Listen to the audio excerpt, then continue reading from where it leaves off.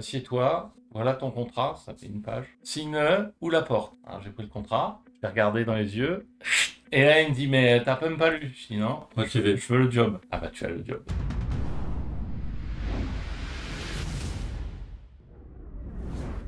Bonjour, debout là-dedans. Bonjour à tous. Bah voilà, émission exceptionnelle, invité exceptionnel. On est sur le canapé, donc ça veut dire que tout va bien se passer. Bonjour Jérôme, bienvenue à Paris. Bonjour. Voilà, bah, mon invité, Jérôme Laval, pilote de tracker au Cal Fire, basé à Santa Rosa. On se connaît depuis une bonne vingtaine d'années maintenant, hein. Voilà, et puis on avait fait une première émission au mois de juin où tu nous avais raconté ton parcours. Mais là, on va aller un petit peu plus loin. Ces dernières semaines, comme tu le sais, j'ai demandé à des auditeurs de, bah, si vous avez des questions, toutes les questions que vous rêvez de poser à un pilote de bombardier d'eau, bah, allez-y, open bar. D'accord. J'en ai reçu un certain nombre. On va attaquer les choses sérieuses. Alors, on va un petit peu remettre un petit peu de contexte. Tu es pilote de tracker en Californie depuis 2005, mais auparavant, tu volais pour les fédéraux. Ouais, pour les US Forest Service, enfin, une société qui avait un contrat avec le Forest Service. À l'époque, tu volais donc sur C-130 et tu as même fait du DC-4. DC4, ouais. Ah, déjà, je rêve. Tu es pilote de bombardier d'eau depuis 28 ans. Tu es instructeur en Californie, donc sur Tracker, ce qui explique pourquoi tu es rarement de passage à Paris, parce que bah, il faut que tu t'entraînes toi. Tu entraînes tes... Bah, l'hiver, en fait, c'est les périodes d'entraînement. Donc là, je rentre aux États-Unis le mi-janvier et l'entraînement commence pour les instructeurs. On se réentraîne et après, bah, on entraîne de façon tous les autres pilotes en récurrente. Ils viennent à Sacramento et passer dans les fourches codines. tes instructeurs. Alors, tu n'es pas tout seul, vous êtes Non, plusieurs. on Les trainees ouais. passent entre les mains de tous pour avoir un peu... Voilà, c'est ça. L'idée, c'est qu'on vole avec tout le monde de façon à avoir les bonnes habitudes et avoir aussi ne pas prendre les mauvaises habitudes. Voilà. Et ça marche pas mal. Je vais faire une petite incise très rapide sur l'organisation du Cal Fire et des avions. Les avions, l'été, sont répartis sur un certain nombre de bases sur l'ensemble du territoire de l'État de Californie. Vous avez la carte ici. Alors, c'est une vieille carte, hein, c'est celle de Oui, 2016. mais ça n'a pas changé. Bon, En fait, les zones n'ont pas changé. Voilà. Toi, tu es à Santa Rosa, donc c'est la zone qui se trouve ici, légèrement au nord de San Francisco. C'est ça. San Francisco fait partie de la zone qui est sous ta responsabilité. Ouais. Mais en gros, voilà, le dispositif de la Californie, c'est on met les avions sur des bases un peu partout pour couvrir tout le terrain. Chaque base a sa zone globale d'intervention, peut empiéter sur la zone du voisin quand il y a besoin. Bah, après, on joue aux chaises musicales. C'est-à-dire qu'on a notre première zone d'intervention, effectivement. Donc, moi, je suis au nord de San Francisco. On couvre le nord, le sud, en gros. Et c'est notre première zone. Mais après, si la zone au nord ou la zone au sud de notre zone a besoin d'aide, évidemment qu'on va aider les voisins. Et voilà. Et parfois, on se retrouve avec un paquet de zones qui sont vides. Et en fait, c'est tout le problème de la gestion des avions. Donc, il y a pendant la saison, beaucoup d'ajustements. Donc Santa Rosa, j'ai mis alors c'est une capture Google Earth, Ouais. j'ai mis la petite punaise exactement sur l'aérodrome. La ville de Santa Rosa est un tout petit peu à côté, mais bon, c'est vraiment tout près. Et puis on voit que, allez, c'est 80 km plus au sud, tu as San Francisco. Ouais. Et puis quelques kilomètres plus au nord, tu as Ukiah, qui est une autre base. Tout à fait, avec une autre, avec d'autres pilotes. La même réponse, c'est-à-dire un avion de commandement, le Bronco, 2 avions de largage, 2 trackers, et un hélico, un Firehawk, qui est pas loin, qui est pas forcément sur la même base, mais qui est dans la même zone. Voilà, pareil, nous, on a un hélico aussi à Boggs, qui est à côté, en fait. D'accord. Alors ici, tu as d'autres bases, hein. Il y a Chico, qui est une grosse base. Ici, on a Grass Valley. Grass Valley, voilà. Là, c'est la base centrale, donc Sacramento McClellan. Ouais. C'était l'équivalent de Nîmes, hein. En fait, c'est là où se font la maintenance, tout ça. De l'hiver, surtout. Ouais. Columbia, qui est, alors là, dans les montagnes, qui est un joli aérodrome. Ouais. Ah, c'est chouette. Et puis, tout en bas, là, j'ai Hollister. Hein, Hollister. Et en fait, toi, l'été, ta zone d'action, c'est ce que j'ai mis en encadré là. Ouais. Et donc, bah, tu vas larguer dans des montagnes, il y a de la plaine, il y a des zones qui sont un peu semi-désertiques. Tout à fait. On a tout sur cette zone, on a un peu de tout. Ce qui est intéressant, c'est qu'on a aussi, on est à côté de San Francisco International et Oakland, sur des aéroports un peu plus gros, San José. Et donc, m'est arrivé de faire des largages à 2 nautiques de la piste de Tu San peux le dire. Francisco. Tu peux le dire, tu as coupé. Et j'ai arrêté le trafic. Enfin, la tour me dit, mais qu'est-ce que vous voulez qu'on fasse? Je dis, ben, je sais pas, mais moi je vais larguer dans 30 secondes. Et bon, ben, on va arrêter le trafic. Donc ils ont arrêté le trafic et, Voilà, donc, et si un jour vous avez été en retard voilà, au décollage, ça sera de ma c'est de sa faute. Question de Monsieur Franck May, qui a plein de questions, on se Oui. demande bien d'où il est sort. Grosso modo, les zones font combien de minutes de vol? Très bonne question. En gros, l'idée au départ, c'est l'intervention et le premier largage dans les premières 15 minutes de vol. En gros, alors c'est vrai au nord pour notre zone, bah, par contre, quand on descend au sud de San Francisco, on est à 30 minutes. 30 minutes de vol pour Ouais. descendre de Ouais. Santa Rosa vers Ouais. San Francisco. Ouais, 25. 25. Ouais, 25.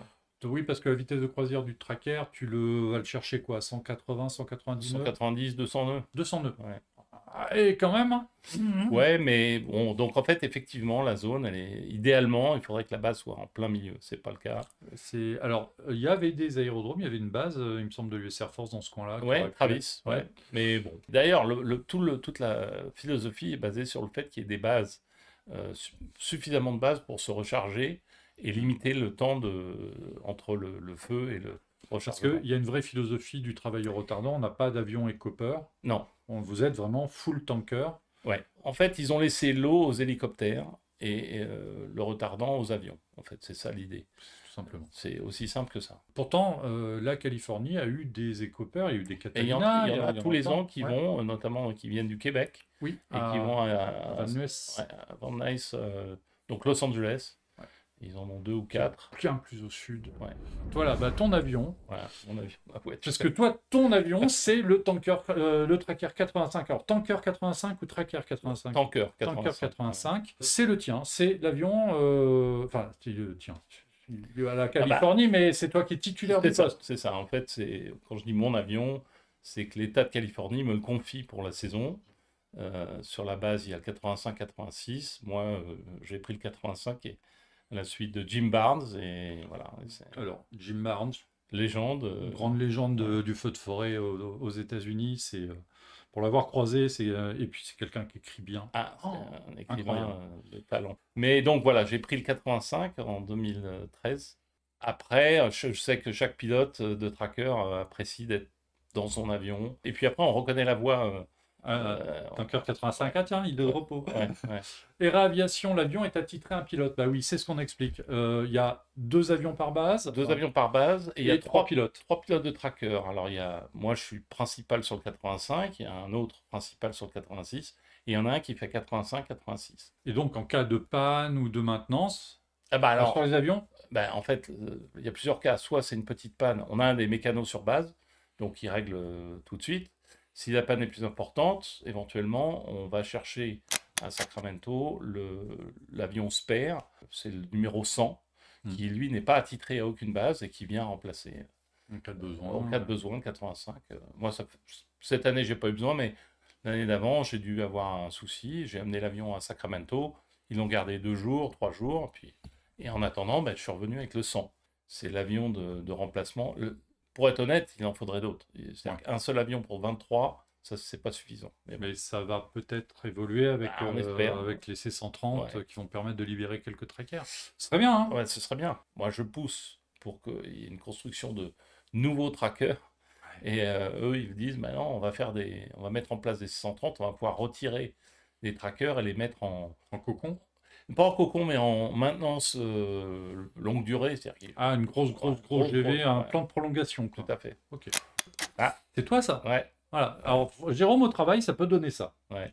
C'était le Tall Fire, c'est au pied de...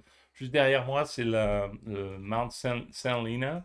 Et voilà, feu interurbain. Donc en fait, c'est une zone où tu as des habitations. Effectivement, la maison qui est là sur pilotis, quoi, quelque part, elle a l'air sympa. Ouais. Mais bon, voilà, c'est entouré d'arbres et de temps en temps, quand ça crame, la maison est en danger. Donc qui en appelle? Le Cal Fire. Ouais. Alors là, c'était un des premiers feux de saison. Donc ils ont appelé les trackers de Grass Valley, de Chico, de Ukiah, les nôtres. Plus ils ont appelé des avions largueurs plus gros, Boeing et un 737 un 737 et un autre, je sais plus. D'accord, ok. Donc il y a en Californie, en plus de vos moyens là, des moyens de confort, loué par les fédéraux Alors, ou par le Cal Fire? alors, Cal Fire a des contrats avec un Boeing 737 cette année et un BE 146. Le but du jeu, c'est dans 2 ou 3 ans, quand ils ont tout leur C-130, eh bien, ils n'auront plus de contrat avec les autres. D'accord, donc c'est bien ce qui va se passer, c'est bien ce que j'avais senti. Là, tu es en train de faire ton largage, Ouais. tu sais pas que tu es photographié, tu Ouais. découvres la photo et tu te débriefes là sur une photo comme ça ou pas du tout? Non, c'est juste une belle photo. Et là aussi, c'est toi. Ouais, alors ça, c'est un autre feu. Et là, je crois même que c'est mon training qui était aux commandes. Donc, mon élève, et voilà, elle est pas mal. Ouais, Ouais, impressionnante. Alors, la ressource, Ouais. on voit que le largage, bon, il commence à se morceler Ouais. sur la fin, mais il y a des fumées très proches et très noires, hein. Par Ouais. contre, c'est un feu qui a l'air. Là, il y a des maisons qui ont été touchées, Ouais, c'est ça là, il y a l'histoire? une bonne dizaine de paras qui sont Ah ouais. partis. Toi, dans ta carrière, tu as eu des saisons énormes, tu as eu fait Ah 400 ouais. heures de vol, Ouais. etc. Là, depuis quelques années, en Californie, on a senti Ça a un baissé, petit tout à ralentissement. fait. Cette saison-là, 2024, comment tu la situes? Alors, pour revenir à 2024, avant, 2023, c'est la saison la plus calme de ma carrière, où j'ai volé 85 heures. Donc, Tanker 85, Tanker 85 heures, vivement que tu sois sur le Tanker 130. ouais. Et en fait, bon, et cette année, je volais le double. Voilà, donc on va dire une saison un peu plus proche de la normale, pas encore une saison que j'appellerais très active, mais ça repart, on va dire, au niveau activité, quoi. Parce qu'il y a eu, sur l'année précédente, 2023, beaucoup de pluie, beaucoup de... Ouais, oui, il y a eu beaucoup de pluie, il y a eu... On va Oui, pas se non. plaindre. Bah non, non, non, bon, on se plaint pas, mais en fait, je crois surtout que c'est pas mal de cycles. C'est-à-dire que les années 2015 à 2020, c'était des années, mais de carton, les saisons étaient incroyablement compliquées, etc. Et puis depuis 2020, en fait, ça baisse. Et puis maintenant, combien de temps ça va baisser ou en Avant tout de cas, repartir. avant de repartir. Voilà, il y a plein de sujets. C'est-à-dire qu'il y a la température, c'est quand on a des journées à 35, 38 ou 40 degrés. Et Tu arrives à décoller à 40 degrés sur la piste? ouais, ouais. 40 degrés, mais que si c'est 3 jours dans la saison, Ouais, ou ça va. si c'est 30 jours dans la saison, c'est pas la même. Avec le vent, etc. Donc ça change tout. Voilà. De toute façon, tu n'as jamais eu 2 saisons pareilles, finalement. Non, non. C'est ça aussi l'intérêt du métier. C'est qu'on arrive le matin et on ne sait pas si on va voler, où est-ce qu'on va aller, ce qu'on va faire, ou voilà. Et puis le lendemain, pareil. Et c'est ça qui tient en haleine toutes ces heures d'attente. Et la grosse nouveauté pour le Cal Fire de cette saison, c'est enfin l'arrivée en service de la grosse bestiole, le C-130. Alors, c'est un avion que tu connais, toi, Ouais. bien.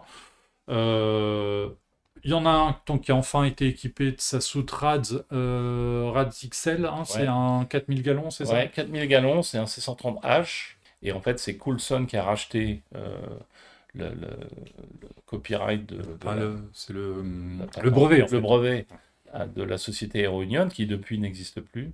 Et maintenant, ils installent ça donc dans les Hercules du Cal Fire. À terme, il y en aura 7, 5 sur les bases et 2 en spare, parce que c'est des avions qui demandent pas mal de maintenance, etc., etc. Donc, pour l'instant, il y a le 122 qui a commencé à voler en août, et le prochain, je crois que ce sera le 121, il devrait pas tarder à voler au printemps. Donc, a priori, l'année prochaine, deux C-130. Ça fait une force de frappe qui n'est pas négligeable. Alors, Vincent 14, est-ce que ce bel homme a une anecdote spéciale à raconter sur le premier vol de sa carrière? Ouais. Oui, Ouais, oui, je la connais. Alors, vas-y, je te laisse. J'en ai une, donc c'était en Corse, donc j'étais copilote sur C-130, petit feu au nord de Bastia, pas loin du Cap Corse. Bon, et puis dans une vallée bien encaissée, bon, et le capitaine emmène le C-130, moi je serrais les fesses, je peux vous dire, et il va tout au fond de la vallée, et il fait son largage, et il me regarde, il met les gars, il dit alors, fun job? Je dis fun job? Mais je voyais les ailes au ras des parois, et je me dis mais c'est un truc de dingue. Donc bon, on se pose, et puis il dit viens me voir au bar de l'hôtel, là. Ok, donc je vais le voir. Et il me dit mais demain, qu'est-ce qu'on fait demain? Alors moi j'étais gonflé à bloc, je dis pas demain, on descend les canyons, on largue, on éteint les... Il dit non, non, non, non, non. Demain, qu'est-ce qu'on fait? Bon, ben, on pilote l'avion, on est sérieux avec les paramètres, les limitations. Il dit non, non, non, non. Demain, qu'est-ce qu'on fait? Alors, il dit je sais pas. Ouais, il prend sa bière comme ça. Il dit demain, rendez-vous pour la bière. Si on fait ça tous les jours, c'est que le job a été fait. C'est que tu verras ta famille, tu verras tes enfants, tu verras tes copains, et c'est ça le plus important. Le reste, étant donné que tu es un bon pilote et que tu feras ton métier correctement. Mais n'oublie pas le principal, c'est la bière du soir. Et en fait, C'est une belle leçon. C'est une belle leçon, et du coup, je me suis dit, mais évidemment, évidemment. Et oui, le but Voilà. du jeu, Le c'est but de du faire jeu, le job, mais de ouais, rentrer à la maison. mais bien sûr. Là, on parlait du C130. Il est équipé donc de Ouais. cette soute Radixel XL. Alors, c'est une soute interne qui largue par le ventre de l'avion, ce qui, ça fait la même chose qu'un Dash, qu'un Canadair. Ça largue, ça a un effet de blast, et puis ça a une grosse quantité de retardant. Donc, c'est un outil. Ça marche, ça. Pour moi, c'est probablement le meilleur système de largage de tous les systèmes de largage d'avions retardants. Voilà. Précisons que le C130A sur lequel tu as volé entre 1996 et 2002 Ouais, était équipé d'une soute sur ce même principe. tout à fait. 3000 gallons seulement, 3000 mais gallons. globalement, le système de largage C'était le était même.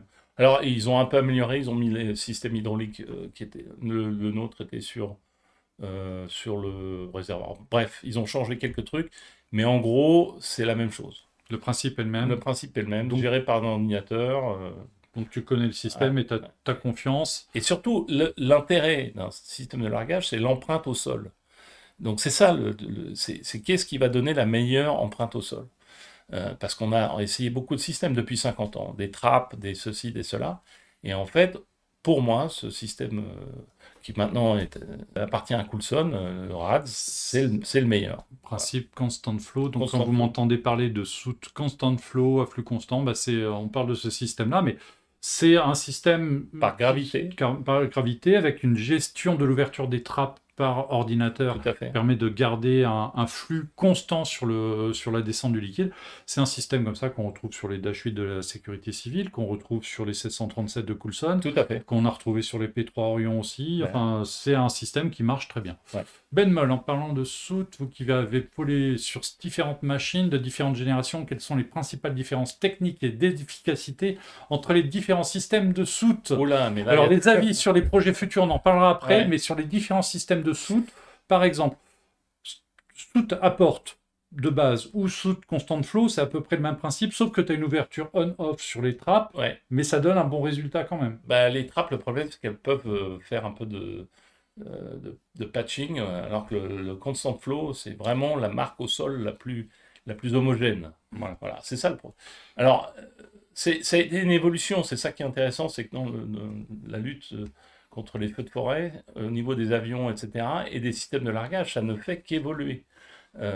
Alors après, il y a des contraintes. Certains avions ne peuvent pas avoir ce type de soute parce que on voit bien les Neptunes, là, ils peuvent pas. On voit bien les MD-87, ils peuvent pas, etc. Donc en fait, chaque compagnie, chaque société a essayé de trouver le meilleur système. Il y a deux solutions, soit tu peux faire un trou dans le plancher, Soit tu peux accrocher la soute sous le Tout à ventre, fait. mais si tu peux pas faire ni l'un ni l'autre, il va falloir que tu trouves autre chose et ce sera forcément moins efficace. Ah ben, le problème, alors après les soutes pressurisées, après, Hmm. mais en gros, en fait, il faut comprendre que toutes les sociétés font un maximum d'efforts, et à la fin, il y a un juge. Le juge, c'est des largages au-dessus d'une zone avec des coupelles. Le Et- test des pots de yaourt. Voilà, test des pots de yaourt, et en fait, qui détermine si c'est acceptable ou pas. Pour revenir sur un système de largage qui finalement n'a pas été accepté, c'est celui du 747, qui est, alors tout le monde dit, ah, super, il a 80 tonnes, génial. Ouais, mais c'était un peu largué n'importe comment, et éparpillé, etc. Donc, en fait, au fond, c'est pas si efficace que ça. Alors, évidemment, il y a eu des discussions, bon là, mais scandaleux, c'est un super avion. Non, mais on discute pas ni de l'avion, ni de l'équipage, on discute du système de largage. Voilà, pour rappeler, un avion ou un hélicoptère sur les feux de forêt, c'est 4 choses. C'est l'avion et ses performances, ou l'hélico. Donc ça, ok. Après, on peut parler du tracker au C-130 ou au Boeing 737, ok. Après, c'est l'équipage, son expérience et sa qualité d'entraînement qui font ça. Et après, le système de largage qui va être déterminant. Et qu'est-ce qu'il largue? De l'eau, de la mousse ou du retardant? Et quel type de retardant? Il y en a plusieurs. Bref, Vecteur, équipage, expérience, système donc d'armes. c'est ce que j'appelle le carré magique. Et en fait, vous prenez un super avion, mais vous mettez des pilotes débutants, et là je fais un petit lien avec l'Airbus, ça va être compliqué. C'est-à-dire qu'en fait, on s'aperçoit qu'il vaut mieux mettre des pilotes d'expérience, et c'est eux qui arriveront à faire en sorte de trouver la bonne combinaison, De s'adapter à l'outil. Exactement. Et je crois fermement à la capacité d'adaptation des pilotes. Et c'est ce que cette industrie a montré depuis 50 ans, c'est qu'ils sont partis de TBM et de Tiger Cat, et aujourd'hui on est sur des 737 et machin, et à chaque fois c'est les pilotes qui se sont adaptés. Tu es instructeur, Ouais. t'as un... J'ai un élève, j'ai un élève à gauche, moi je suis à droite, donc les élèves, on les coach, c'est-à-dire que moi de temps en temps je peux prendre les manettes, etc. Mais l'idée c'est justement qu'il soit le plus expérimenté possible, dans le sens où qu'il acquiert les choses par sa propre expérience. Bon, donc c'est du coaching. Donc c'est plus de l'indication. Pense à ça, regarde ça, etc. On est bien d'accord, tu prends des pilotes qui sont déjà formés, qualifiés, et qui juste font évoluer leur métier. Tout à fait, tout à fait. Et pas des ab initio. Non, du tout, du tout. Et donc, en fait, tu m'as envoyé cette photo-là cet été en me disant, ben voilà, ça c'est le genre de feu que j'aime bien parce qu'il n'est pas trop gros, on peut intervenir dessus. On voit que tu n'arrives pas en premier ou que ce n'est pas le premier largage de la journée parce que là, on a déjà de belles traces de retardant et on voit que le feu ne va pas trop se développer dans cette direction-là, il est bien bloqué. Là, on a une indication, c'est qu'on a une végétation rase, c'est pas un feu de forêt, là, on a un feu de prairie. Là. Un feu de prairie, voilà. Et là, le retardant, c'est une arme absolue. Et donc, la photo d'après, tu m'as envoyé ça. Vas-y, explique. Parce qu'en fait, c'est le même feu, mais c'est cette partie-là du feu, hein, on est d'accord. Ouais. Voilà, ok. Donc voilà, on fait un zoom sur la partie, c'est, on va dire, droite du feu. Ouais. Et toi, tu m'as envoyé ça pour m'expliquer quoi? En fait, on voit qu'il y a une trace bleue et une trace verte. Moi, mon idée, et c'est ce que j'explique à mes élèves, c'est que le retardant, c'est pour gagner du temps. Donc en fait, l'idée, c'est quel est le meilleur largage pour gagner du temps et éviter que le feu te déborde. Par exemple, si on regarde à la droite de la barrière bleue, là, la barrière bleue, elle est suffisamment éloignée, on va gagner, ça va brûler un peu, mais l'angle est suffisamment large pour que le feu ne déborde pas par la droite. Donc là, le bleu, ce sera un largage qui va permettre de stopper le feu dans 10 minutes. Quoi. Voilà, exactement. Alors que la verte, oui, le largage, il est bien. Mais le problème, c'est qu'un coup de vent qui change, et en fait, le feu va déborder par la droite. D'accord. Donc toi, l'instructeur, tu arrives sur cette zone-là, toi, tout de suite, tu vois, moi, le largage, je le fais en bleu, ouais. Alors que ton trainee va te dire, moi, je fais le largage en vert. Ben, voilà. C'est-à-dire qu'en fait, l'idée... il faut amener le trainee à comprendre exactement. Que le bleu, c'est le mieux. Alors, donc sur le coup, on était un peu pressé par le temps, il a fait son largage, bon, très bien. Et après, je me sers de cette photo en débrief, je lui dis, voilà, ok, c'était bien, mais qu'est-ce qui aurait été mieux? Parce que là, un coup de vent, le feu, il part derrière, et en fait, du coup, ça annule ton largage complètement. En fait, tu anticipes sur la possibilité du feu. Et il faut faire avec des angles ouverts, pas des angles fermés. Enfin bon, c'est peut-être un peu compliqué, mais l'idée, c'est de prendre des décisions sur du court moyen terme qui font aider les gens au sol.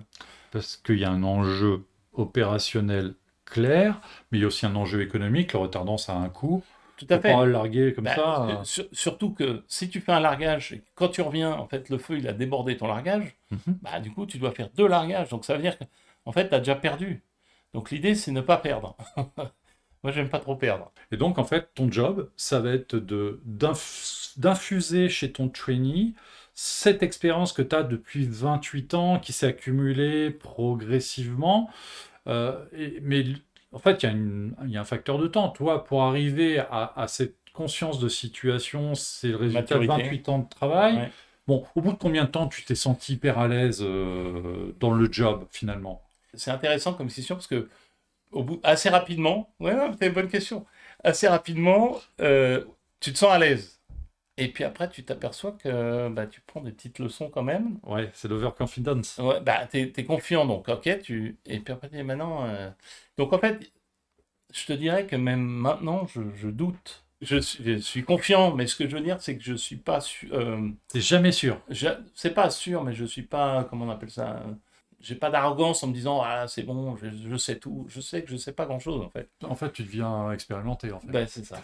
Je sais qu'en fait bon et j'attends la surprise, le truc qui. Tu te dis, ah, j'en ai vu tellement dans Ouais. ma carrière que Ouais, mais en fait faut toujours avoir un petit doute, un petit truc. le petit what if se dit, tiens, Ouais, s'il y a ouais, ça il y a une part de réflexion, il y a une part d'instinct. ouais, En fait, c'est automatique, tu ouais, sais que c'est là qu'il faut mettre et pas ailleurs. ouais. C'est ça. Il y a une part d'instinct, de rapidité, de réflexion, et puis et c'est là l'expérience, c'est que des feux comme ça, j'en ai vu un paquet, donc je sais comment. Et c'est pour ça que je dis à mes élèves, je dis, mais regarde, le problème c'est que si tu as un petit vent qui vire 10 degrés, bah, ton retardant, il est inutile. Et tu es obligé de revenir. Et tu es obligé de revenir. Alors que, Voilà. autrement, tu peux t'occuper d'un autre feu ou rentrer à la base Voilà. boire une bière. Et le but du jeu, c'est ça aussi l'efficacité, c'est la réflexion. C'est pas que dans l'action, c'est la réflexion qui amène à une action posée exactement, et le feu, il est arrêté. Je lis, Jérôme, es-tu en contact avec un aéro? Pompier au sol pour la tactique où tu es seul maître à bord. Alors, l'idée, c'est qu'on forme les élèves à être justement seuls maîtres à bord, à condition de prendre contact avec le pompier au sol et de définir les priorités. C'est-à-dire qu'il y a eu une alerte, vous avez décollé, vous arrivez sur un feu, il peut ne pas y avoir de pompier. Par exemple, on décolle, mais le Bronco a un problème, il revient OK. Et nous, on est les trackers et on est en contact direct avec le chef. Avec le chef des pompiers au sol. Alors, parce que la technique de base, le Bronco décolle en premier. Ouais. Le Bronco, il y a un pilote à l'avant, mais il y a surtout un ATGS Ouais. à l'arrière, un air officier aéro. tactical, enfin un officier aéro qui est à l'arrière du Bronco et qui prend à sa charge toute la coordination des moyens. Tout à fait. Si l'officier aéro n'est pas là, c'est discussion avec les gars au sol. Exactement. Mais si vous arrivez sur un feu et que les gars ne sont pas encore arrivés. Ah, bah alors là, on est maître à bord. Ce que vous faites. Ouais. Alors, la première chose, et donc c'est l'entraînement à la décision, c'est de dire, bon, mais est-ce qu'ils font un largage? Est-ce qu'il y a une maison à protéger? Est-ce qu'il y a un largage nécessaire absolument tout de suite? Oui ou non? Donc là, il n'y a pas à tergiverser. Oui, ben ok, on fait On largue. Et après, on repart, on appelle tout le monde en disant, voilà, j'ai largué là, etc. Mais oui. Parce que là c'est une photo que tu as faite. Ouais. Tu arrives sur un feu. Le feu là, on a l'impression d'un volcan, mais surtout, moi, ce qui m'a éclaté, c'est que là, on voit les flammes. Ah ouais, et là, tu te dis, oh putain. Ah ben là, tu sais que tu vas y passer la dernière. Ah là c'est l'après-midi. Là, parce que là, c'est en début d'après-midi, c'est ça. Et ouais. là, ça part comme ça, tu te dis, oh, pop, on n'est pas couché. Ouais. Donc là, j'étais avec un élève, et il avait pas vu. Il regardait, machin, et puis à un moment, il lève. Je dis, tu vois, il me dit, oh! Je dis, là, ça veut dire qu'il va y avoir du boulot. Et là, on a mis plein pot, on est allé droit dessus. Et en fait, on revenait d'un autre feu. On avait été annulé. Donc, on avait notre retardant. On revenait tranquillement. Et très important de pilotage. Alors, c'est le pilotage que je vais faire. C'est toujours regarder dehors, balayer, etc. Parce que là, tu sais pas s'il n'y a pas un Cessna qui est en train de se trimballer dans le coin. Tu sais Non pas s'il n'y seulement a ça, pas des hélicos qui arrivent. mais c'est pour voir la fumée. Et puis la gueule du feu. Ouais. Alors moi, j'ai la prétention de voir les fumées avant mes élèves. C'est-à-dire, je les vois. Donc, Bon, là, effectivement, là, tu es relativement près parce que tu commences à voir les flammes. Mais ça, c'est un feu, tu le détectes. Quand tu décolles de Santa Rosa, tu vois où il est. Je vois pas, oui, enfin, 15 nautiques, 20 nautiques, on voit le truc. Mais après, les élèves disent, mais tu vois comment? Je dis, mais il faut voir, il faut vouloir le voir. La fumée, il faut la chercher, il faut la... Enfin, voilà. La fumée, des fois, elle se voit bien quand même. Des fois, elle se voit bien, mais des fois, c'est... Ouais, quand t'as ouais. Mais là, cette photo-là, elle est spectaculaire. Parce que là, là, tu te dis que... là, ouais. Et celui-là, vous l'avez tué en combien de temps, là, celui-là? Ah, celui-là, ça fait 4 jours. Ah, Il était pile entre, en gros, Santa Rosa et Sacramento, à peu près. Et donc, les avions plus gros partaient de Sacramento et les trackers, Santa Rosa et UKR. Donc, en fait, ça oui, venait... d'accord, vous avez convergé de 3 directions. Ouais. Après, il y a le FTA, alors ce qui est le Fire Traffic alors ça vaudrait... Pattern. On n'en avait pas parlé la dernière fois, mais en gros, globalement, les pompiers américains, quand il y a un feu comme ça, installent un... C'est comme une tour de contrôle. Ouais, il y a un avion dessus, puis il y a une zone interdite autour du feu, et chacun rentre dans la zone avec une procédure particulière pour éviter les collisions. Tout à fait. C'est suite à une collision que cette procédure a été mise en place, qui ressemble à une tour de contrôle sur un aéroport contrôlé. Voilà. Il y a des circuits d'attente et on rentre à une certaine altitude et Tout à parfois fait. c'est même le lead plane qui vient vous Tout à chercher. fait. Enfin, c'est quelque chose qui a été mis au point par un de tes collègues suite à une Ouais. collision en Ben vol, oui, effectivement. deux trackers et deux trackers en collision, deux morts. Donc voilà. Bon, Ça, c'est ton quotidien, c'est des petits feux. Ils font pas les gros titres des journaux, non, cela de non, largage et c'est fini. voilà. Ouais. Là, on voit bien, par contre, alors encore une fois, on est sur de l'herbe rase, feu de prairie. Là, on voit bien que le largage au retardant, le feu vient buter dessus, il Ah ira pas ben, plus loin à terminer, c'est hein. ça l'idée. Voilà, là, C'est ça vraiment, l'idée. pour les gens qui se disent, ah, mais c'est quoi ce liquide rouge qui est largué? Ben voilà. Alors là, on est dans la situation idéale pour le retardant, hein. Herbe rase, voilà. Ouais. Mais ça marche bien sur les forêts aussi, Ouais. hein. Sur le maquis, sur les forêts, ça marche bien. Et là, on a une vision. Alors, bon, c'est toi qui fais la photo. Là, tu as ton trainee qui est aux Bah, commandes. là, je suis Ouh. j'ai pousse-toi pour la photo. Toi, mais il est en train de piloter le pauvre. Oh là là. Oui, mais après, je Ouais. mets cette photo-là, parce que il va faire un largage. Quand on revient, je prends la photo du largage qu'il a fait et je la mets dans son livre de progression. Parce que ils ont des livres de progression, on a quatre étapes, euh, et puis il y a en fait une page qui couvre toutes les critiques possibles, etc. Et moi, je rajoute, et c'est très apprécié, Ouais. par le chef pilote. Moi, ce qui me fait plaisir, c'est quand l'élève, là, c'était un élève qui était bien câblé. En fait, j'ai plus grand-chose à lui dire. En fait, moi, je suis à Oui, bord, c'est l'auto-école. voilà, je Tu sais vérifie que, qui. bon, et puis je sais ce qu'il va faire, machin. Alors, je demande à l'élève qui me briefe sur sa sortie. C'est-à-dire, c'est essentiel qu'il me dise, bon, voilà, le largage, ça va être, enfin, le largage prévu, par exemple, c'est l'épaule gauche, machin. La sortie, c'est tout droit ou il n'y a pas d'obstacle, machin. Mais un minimum de briefing pour que je n'ai pas de surprise quand on est en très basse altitude. Voilà. Tu as des élèves qui t'ont fait des frayeurs. Ouh, oui, j'ai des élèves qui, en fait, qui te surprennent parce qu'ils font pas ils font pas ce qu'ils disent. Ah, ouais. Et là, ils te mettent dans une situation où là, tu comprends pas pourquoi il t'a pas dit ça. Et bon, donc, il faut reprendre la main. Et là, bon, Donc, tu n'aimes pas perdre et t'aimes pas les surprises. non. Donc, Là, le gars qui te dit je vais larguer par la droite et qui attaque par la gauche, ça ouais, te va et pas. puis alors, face au relief, machin, je dis, mais non, non. Donc c'est mon contrôle, et après je regarde, le fusil je regarde, me dire, mais tu recommences jamais ça. C'est-à-dire que, en fait, moi je veux bien aller au plus loin, au plus bas, machin avec toi, mais tu me briefes, tu me dis ce que tu vas faire. Et à C'est tout ce que je demande. Donc, Parce que face au relief, bah, non, mais c'est dangereux. Enfin, c'est pas, c'est- c'est jouable, certaines fois c'est jouable, mais c'est surtout, il faut faire un plan et exécuter le plan. C'est ça qui est important. et avant, ils t'annoncent le plan, toi tu vois, ouais, Et ok. là, Mais voilà. sauf si vraiment c'est Ah ben là, trop borderline, ah, tu dis non, ah ben là, on non, discute, on dit non, ouais, non, là c'est un mauvais choix, machin. Là, oui. Et après, on est d'accord sur la tactique, quoi. sur la tactique. Et donc, on y va. Après, c'est l'exécution. C'est comme le foot américain, quoi. Ben, Tactique 2, ouais, on fait comme ça va marcher. Bon, ça c'est ton bureau, hein, c'est c'est ça? mon bureau. C'est ton bureau, voilà. Bah, oui, alors donc, toi, c'est un métier qui est ambivalent parce qu'il y a des moments de pure terreur, il y a des moments de stress assez fort, puis d'engagement physique, puis il y a un truc qui est incompréhensible pour le commun des mortels, c'est le temps d'attente. Ah, mais et moi, c'est ce que je dis quand il y a des gens qui viennent.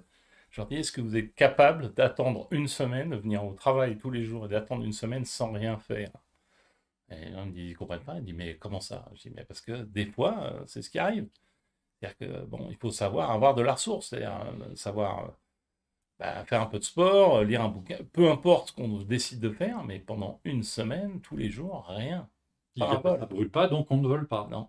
Alors, c'est le plus dur. Ouais. Il n'y a pas de sortie, c'est le plus difficile. Mmh. Le vol est un peu une récompense. C'est vrai. Et alors moi, bon, sur un aérodrome, je suis sur appareil photo, je vais spotter toute la journée, je vais écrire des articles, je pense que j'arriverai à le faire.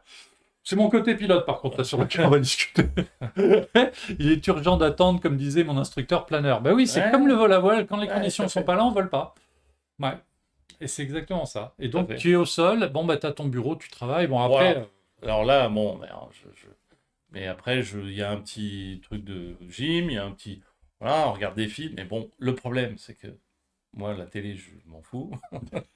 Les films, c'est bien, tu ouais, regardes, voilà. mais bon, Ouais, ok, ouais. au bout de 5 minutes, ok.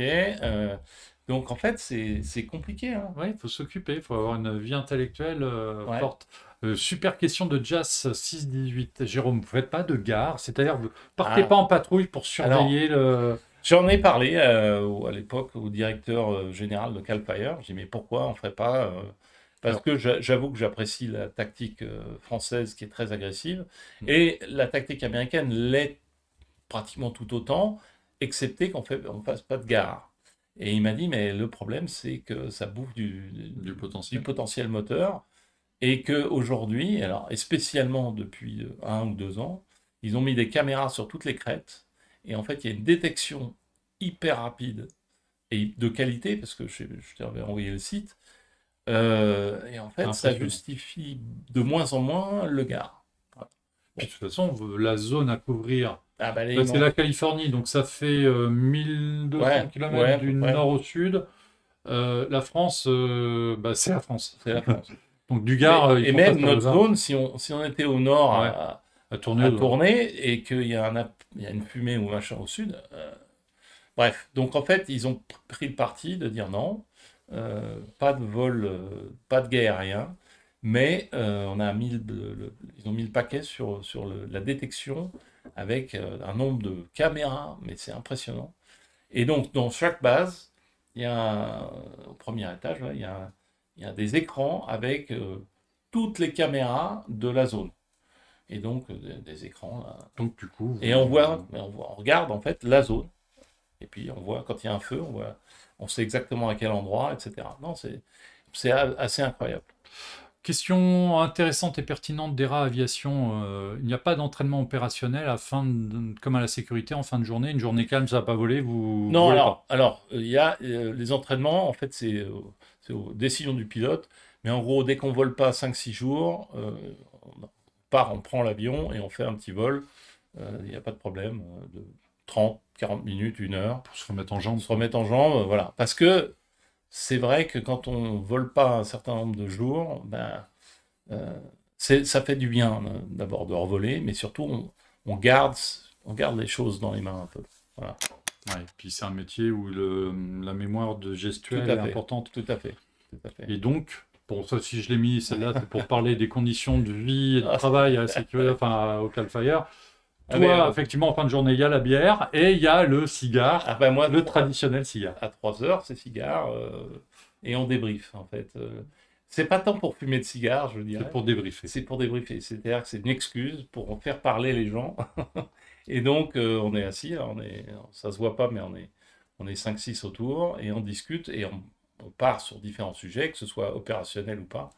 Mais voilà, j'ai imposé ça. Voilà, donc maintenant c'est connu.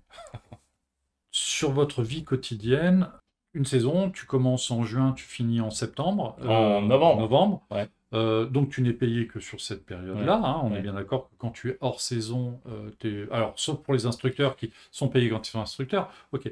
Mais quand vous êtes en saison, vous êtes sur la base de quelle heure à quelle heure et toute la semaine, vous travaillez du lundi au vendredi, puis le dimanche, comment ça se Alors, passe? en fait, on travaillait pendant des années, le rythme c'était 6 jours on, 1 jour off. Donc Donc, 6 jours travaillés, 1 jour de repos. De juin à fin octobre. ah ouais, nous, Bon, c'est toute sans l'année. vacances, pas de vacances. Ah ouais, ouais. Et puis on a poussé un peu, et maintenant on a changé notre planning. Depuis 3 ans, on fait 10 jours on, 10 jours travaillés, et 5 jours off. Alors 5 jours off, ça repose bien, t'as la première journée pour machin, puis après t'as le reste pour faire ta paperasse, voire même voyager, partir, voilà. Ouais, Par contre, 10 jours alors, on, ouf, bah, 10 jours on, moi je trouve qu'en fait c'est un peu long. C'est-à-dire à ouais, partir du jour numéro 7, 7, 8. ça Alors, commence à être lourd. il y a deux Sauf cas. si, voilà. Deux cas. Soit on fait rien, je peux vous dire que c'est très long, soit on est super occupé, et là ça peut Et être fatigant. Bon, voilà. Donc le rythme, bon, ça peut changer, on verra si ça change, mais 10, 5, bon, c'est mieux que 6, 1, ça c'est sûr. ouais. Mais bon, c'est pas idéal. Moi, je pense l'idéal, c'est plus dans les 7-3 ou 8-4, ça serait pas mal. Mais bon, bref, ça c'est bon, sujet Sujet à à discuter. discuter, Alors, annexe. toi, ton emploi, alors, les avions appartiennent au Cal Fire. Mais toi, ton employeur, c'est pas le Cal Fire, c'est une société de prestation qui s'appelle Alors, Amentum, Amentum.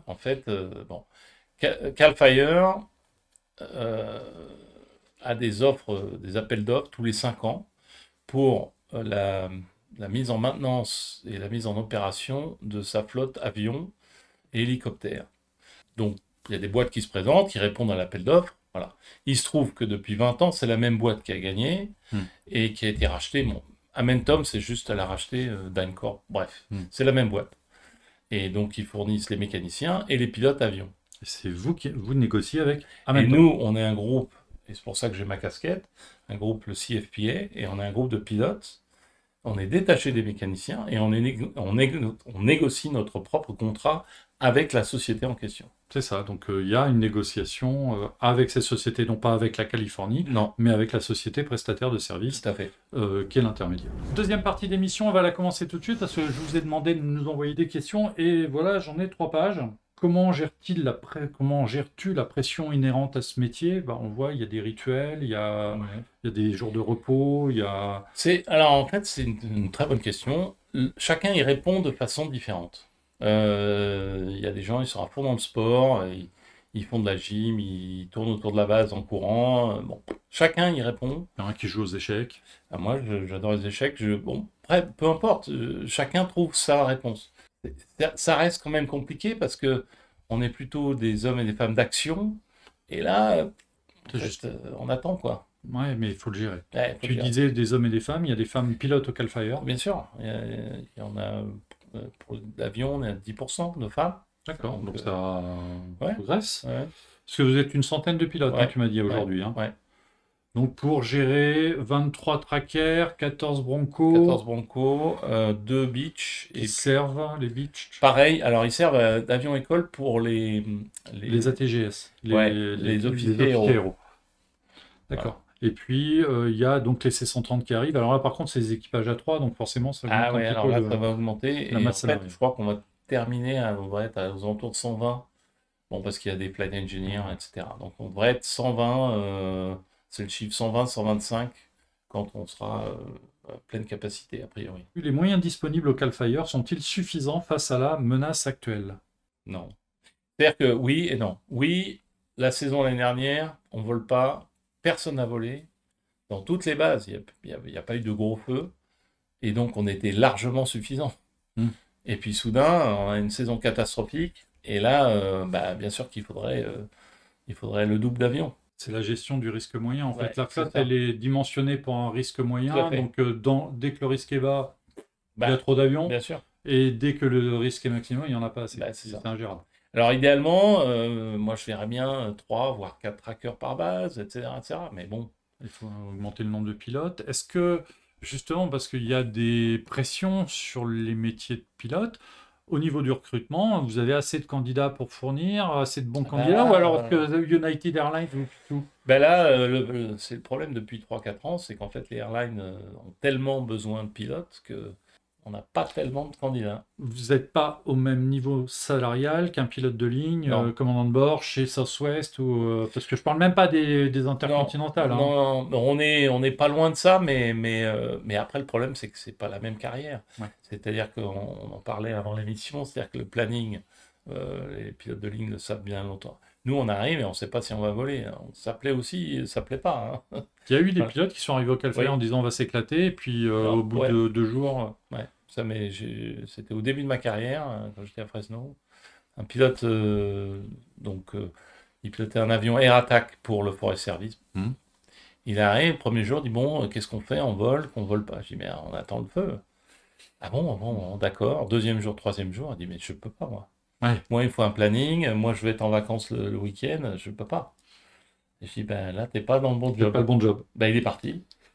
Voilà. Il est peut-être heureux chez United. Peut-être, ouais. Et voilà, c'est... Le principal, c'est d'être heureux. Toi, tu définis comment le profil du pilote qui va s'engager dans ce genre de métier, pas comme les autres, c'est des aventuriers, c'est quoi le profil psy, quoi, quelque part? C'est des casse-coups? Non, c'est pas des casse-coups, parce que le but du jeu, c'est d'aller boire la bière le soir. Non, je pense que c'est des vrais passionnés. C'est-à-dire que c'est des gens... L'argent, oui, il en faut, parce qu'on en a besoin pour, évidemment, faire les courses, tout ça, machin. Mais en fait, le passionné, il vit aussi de cette chose qui n'existe pas dans le réel, qui est ces moments incroyables qu'on peut vivre dans un avion ou dans un bateau, ou etc., qui nourrissent l'âme et qui sont... on peut pas les acheter, ces moments-là, qui sont incroyables. Et en fait, le passionné, c'est ces moments-là qu'il cherche. Et dans ces types de missions, comme le feu de forêt ou d'autres missions un peu pointues, où il faut aussi montrer un peu de talent, un peu de ténacité, un peu de... Eh ben, on y arrive à ces moments-là. On y arrive. T'as tes moments, toi, quand tu reviens sur ta carrière et tu dis, ah, ce moment-là, putain, qu'est-ce que j'ai kiffé. Ouais. Il y a eu des moments, il y en a Ah beaucoup ouais, ou beaucoup. Bah, beaucoup, pratiquement à toutes les saisons. il y a un moment Ouais, dingue? ouais. Des moments dingues, ouais, j'en ai plein. Plein. Des moments où je me suis dit, où j'étais dans mon avion en train de faire un largage où, en fait, si tu fais pas le largage, la maison, elle brûle dans les 30 secondes. Tu fais le largage, la maison, elle brûle pas. Et le lendemain, le gars, il vient avec son chapeau de cow-boy, il a les larmes aux yeux et il dit, mais vous m'avez sauvé, c'est tout ce qui me reste, c'est ma maison, machin truc. Le gars, tu lui serres la main, tu dis, bah venez, je vous emmène dans l'avion. Et ce moment-là, financièrement, ça vaut rien. Ah non, ça vaut beaucoup plus que ça. Mais, Tu peux pas payer un truc comme ben ça. non. Et voilà, et j'ai fait visiter l'avion après, des gens qui viennent, qui apportent des cookies et qui sont là, et puis j'ai fait monter dans l'avion, et puis on discute, et puis voilà, c'est aider des gens. Moi, je vois les pompiers encore dans la rue, ils vendent leur calendrier, je les remercie, parce que c'est des gens, ils donnent leur temps, ils donnent leur carrière, ils donnent leur passion, en fait. Voilà, Des gens qui ne travaillent pas pour l'argent. voilà. Question de jazz qui est intéressante. Moi, je connais la réponse, encore que Jérôme à terme. Tu vas passer sur ces 130 ou pas? Alors, la réponse, c'est non, parce que, un, je l'ai déjà fait. Donc, Ouais. c'est ce que je dis à tous mes... Il dit, bah, alors, quand est-ce qu'on te voit? Et je dis, mais moi, j'ai déjà fait ma carrière en 630, donc OK. Et deux, en fait, les C130 vont être mis, donc Sacramento, Chico, et dans des villes et des bases qui, moi, ne m'intéressent pas. Donc, moi, Parce que chaque base a sa spécificité, c'est à cause des zones couvertes, non, mais des c'est que opérations, des dates. ouais, mais j'ai fait ma vie, moi, à Santa Rosa. J'ai une bande de gens avec qui des copains, de Tu as une vie machin. sociale. J'ai une vie sociale, machin, et je me vois pas tout arrêter pour aller retrouver, me mettre sur une des bases qui va avoir le C130. Voilà. Toi, tu es bien à Santa Voilà, Rosa, c'est ta base, c'est ton voilà, avion, c'est ton exactement. coin. Ouais. En plus, alors, pour les gens qui ne connaissent pas, alors moi, j'ai pas encore été traîné à Santa Rosa, mais je suis passé pas loin. Il y a des vignobles, il y a Ben, des montagnes, il y a des lacs, il y a on tout. dirait le sud de la France. On dirait le sud. On dirait le sud. Voilà, ok. Bon, puis donc c'est un endroit sympa. Enfin, Ouais, puis ce que je vois moi sur tes photos, c'est que tu as des forêts incroyables. ouais. Il y a des zones quasi désertiques, il y a du vent, il y a des zones, c'est de la prairie. En termes de feux de forêt, Ah enfin, en ben, termes de feu, le il y a spectre, tout. il est... Ouais, Et puis bon, bah, t'es pas loin de San Francisco, ce qui n'est exactement. pas un endroit assez joli. Ouais, non, mais à un Euh, moment donné, faut faire le choix son choix de carrière. Donc, merci pour la question. Mais bah, C130, si j'avais pas fait ma carrière avant sur C130, oui, j'aurais été tenté de le faire. Mais là, moi, je l'ai fait. T'es capitaine C130, voilà. Bon, ben, Eh ben justement, alors quel avion faudrait que le Cal Fire achète pour que tu lâches l'affaire avec ton tracker? la question, c'est que pour moi, le C130, oui, ils vont les utiliser pour l'attaque initiale, certainement. Mais pour moi, c'est l'avion qui compte, c'est celui qui fait l'attaque initiale. C'est le tracker. On décolle et on largue sur des feux qui font un demi-hectare, même Et c'est deux. cela que tu vas stopper Mais c'est direct. ceux-là qui m'intéressent. Hmm. Les monstres, je les ai déjà fait. Les monstres de 1000, 2000, 5000, 10 000 hectares. Bon, tu as même fait des feux de 300 000. Oh, j'ai fait des... Eh ben, ils sont pas intéressants pour moi, parce que je les ai fait déjà. Hmm. Et je préfère arrêter un feu dans les 5 hectares et revenir à la base et être prêt pour le suivant. Et on en a fait des journées comme ça, avec 5 6 feux de 3 4 5 hectares arrêtés dans la même journée. Je peux dire que le soir, la bière est bonne. Parce que tu as fait le job et tu as arrêté le feu. Donc en fait, c'est pas tant l'avion que la mission qui te fait Tout à fait. triper. C'est parce que avec cet avion, avec ce petit avion, Tout il à y a fait. des feux que tu vas tuer en un largage. Voilà. Et là, tu l'as tué, c'est fini, et hop, on revient, on attend, on est prêt pour le suivant. Alors que si tu es sur un lourd, on va t'envoyer sur des feux qui sont très établis, qui brûlent depuis une semaine, et qu'il faut juste ralentir en attendant qu'il y a la pluie. Et là, tu vas passer ta journée à faire des largages, ce qui est bien, ce que j'ai déjà fait avant. Et en fait, ces feux... Dans ma carrière, je suis arrivé à un point où ces feux-là ne m'intéressent plus. Je préfère les petits feux où je gagne. Ah oui, t'aimes pas perdre, pardon. Donc, question de Franck May, quand le Calfire achètera des DC-10, tu iras? Bah non, visiblement non. C'est sûr que ça va être meilleur pour le moral de faire un Beauvais, d'arrêter un feu d'herbe en 100 mètres que passer une semaine à taper dans tous les coins sans voir de résultat. Oui, bah, voilà. Il a tout compris. Il comprend plein de trucs. Il comprend vite. Mais c'est exactement ça. Moi, c'est ça que j'aime. Je me fous du nombre d'hectares. Ce qui m'intéresse, c'est effectivement d'arrêter le feu. 5 hectares, 10 hectares, il est arrêté, il est sécure, c'est ce qu'il me faut. Tu aimes voir le résultat de ton travail. Carrément. Et ben, je trouve que c'est un accomplissement. Et c'est rare dans la vie d'avoir des accomplissements. Et ben là, tu le vois. Tu dis, ben voilà, ben ça, c'est grâce. Alors, je dis pas c'est grâce à moi, parce qu'on est une équipe. Il y a d'autres trackers, il y a machin, mais notre équipe, là, 2-3 avions en hélico, machin, clac, on l'a arrêté, il est fini, les gars au sol finissent, et ben voilà. Là, on peut rentrer, on a fait le job. Je ne suis pas sur la frustration, parce que dans la question de Franck, il y a un côté frustration quand tu vois les feux de 5 000, 10 000 hectares, machin. Tu sais que tu contribues à faire un petit quelque chose, mais c'est super frustrant. Parce que tu vois bien que le feu, il va passer ta barrière, il va partir de l'autre côté. C'est super dur de le voir. Tu dis, bon, bah ok, donc en fait, bon. Il y a eu un feu à Santa Rosa qui a dévasté une partie de la ville. Et là, quand tu te retrouves à pas... Quelque part, c'est pas un coup de couteau qui t'est porté parce qu'il y a... Alors, c'est un feu qui est arrivé la nuit. Oui, alors là, tu peux pas grand-chose. Il est 11h du soir, et à 7h du matin, en fait, il a franchi, je sais pas combien de kilomètres, là, et à 7h du matin, il est arrivé dans les zones agricoles, donc il s'est arrêté. Donc, il n'y a même pas eu besoin. Ouais. Il avait tué avant. Feu de nuit. Feu de nuit, 44 personnes sont mortes, détruites 3000 baraques, c'est une catastrophe. 2017, le Tubbs Fire. La coopération entre pays dans ce domaine, donc de la lutte contre les feux de forêt, est-elle suffisante? Qu'est-ce qu'on pourrait améliorer? Alors aux États-Unis, entre les États, ça existe un peu quand même. Entre les États, nous, on a un accord avec juste au nord l'Oregon et à l'est le Nevada, mais on ne va pas plus loin. Après, le Canada, ils ont un accord pour venir aider les États-Unis. Et de temps en temps, il y a des avions qui partent. Eh ben non, jamais. Les avions américains ne vont pas au Canada. Alors, il n'y a pas une histoire comme quoi il n'y a pas d'utilisation de retardant au Canada? Ah si, retardant. Mais c'est un peu dans un seul sens. On n'a jamais vraiment compris pourquoi. Après, il y a des boîtes américaines qui ont des contrats avec le Chili, l'Australie. Donc, c'est un peu ça l'aide. Il n'y a pas vraiment une aide. C'est pas vraiment. En fait, comme c'est entre les mains de compagnies aériennes, c'est une histoire de contrat. C'est une histoire de voilà. Alors après, on pourrait développer, par exemple, sur le côté européen. Ça, c'est un autre Je pense que la question se posait. Il y a des structures européennes qui sont en train de se mettre en place depuis quelques années, mais c'est pas simple. Parce que quand ça crame en Grèce, ça veut pas dire que ça crame pas en France. Mais ouais. Donc en fait, ça veut dire qu'il manque des avions.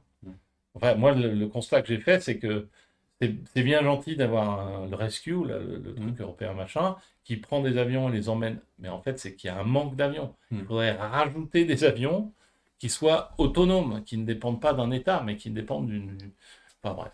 Y a-t-il des stratégies ou des approches qui pourraient être partagées entre les États-Unis et la France pour avoir une meilleure efficacité? Est-ce qu'il y a des choses qu'en France on fait bien et qu'il faudrait implanter aux États-Unis ou l'inverse?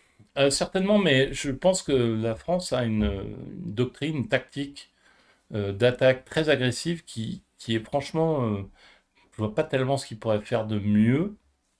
Mais on peut le faire parce qu'on est un territoire où les feux sont pas...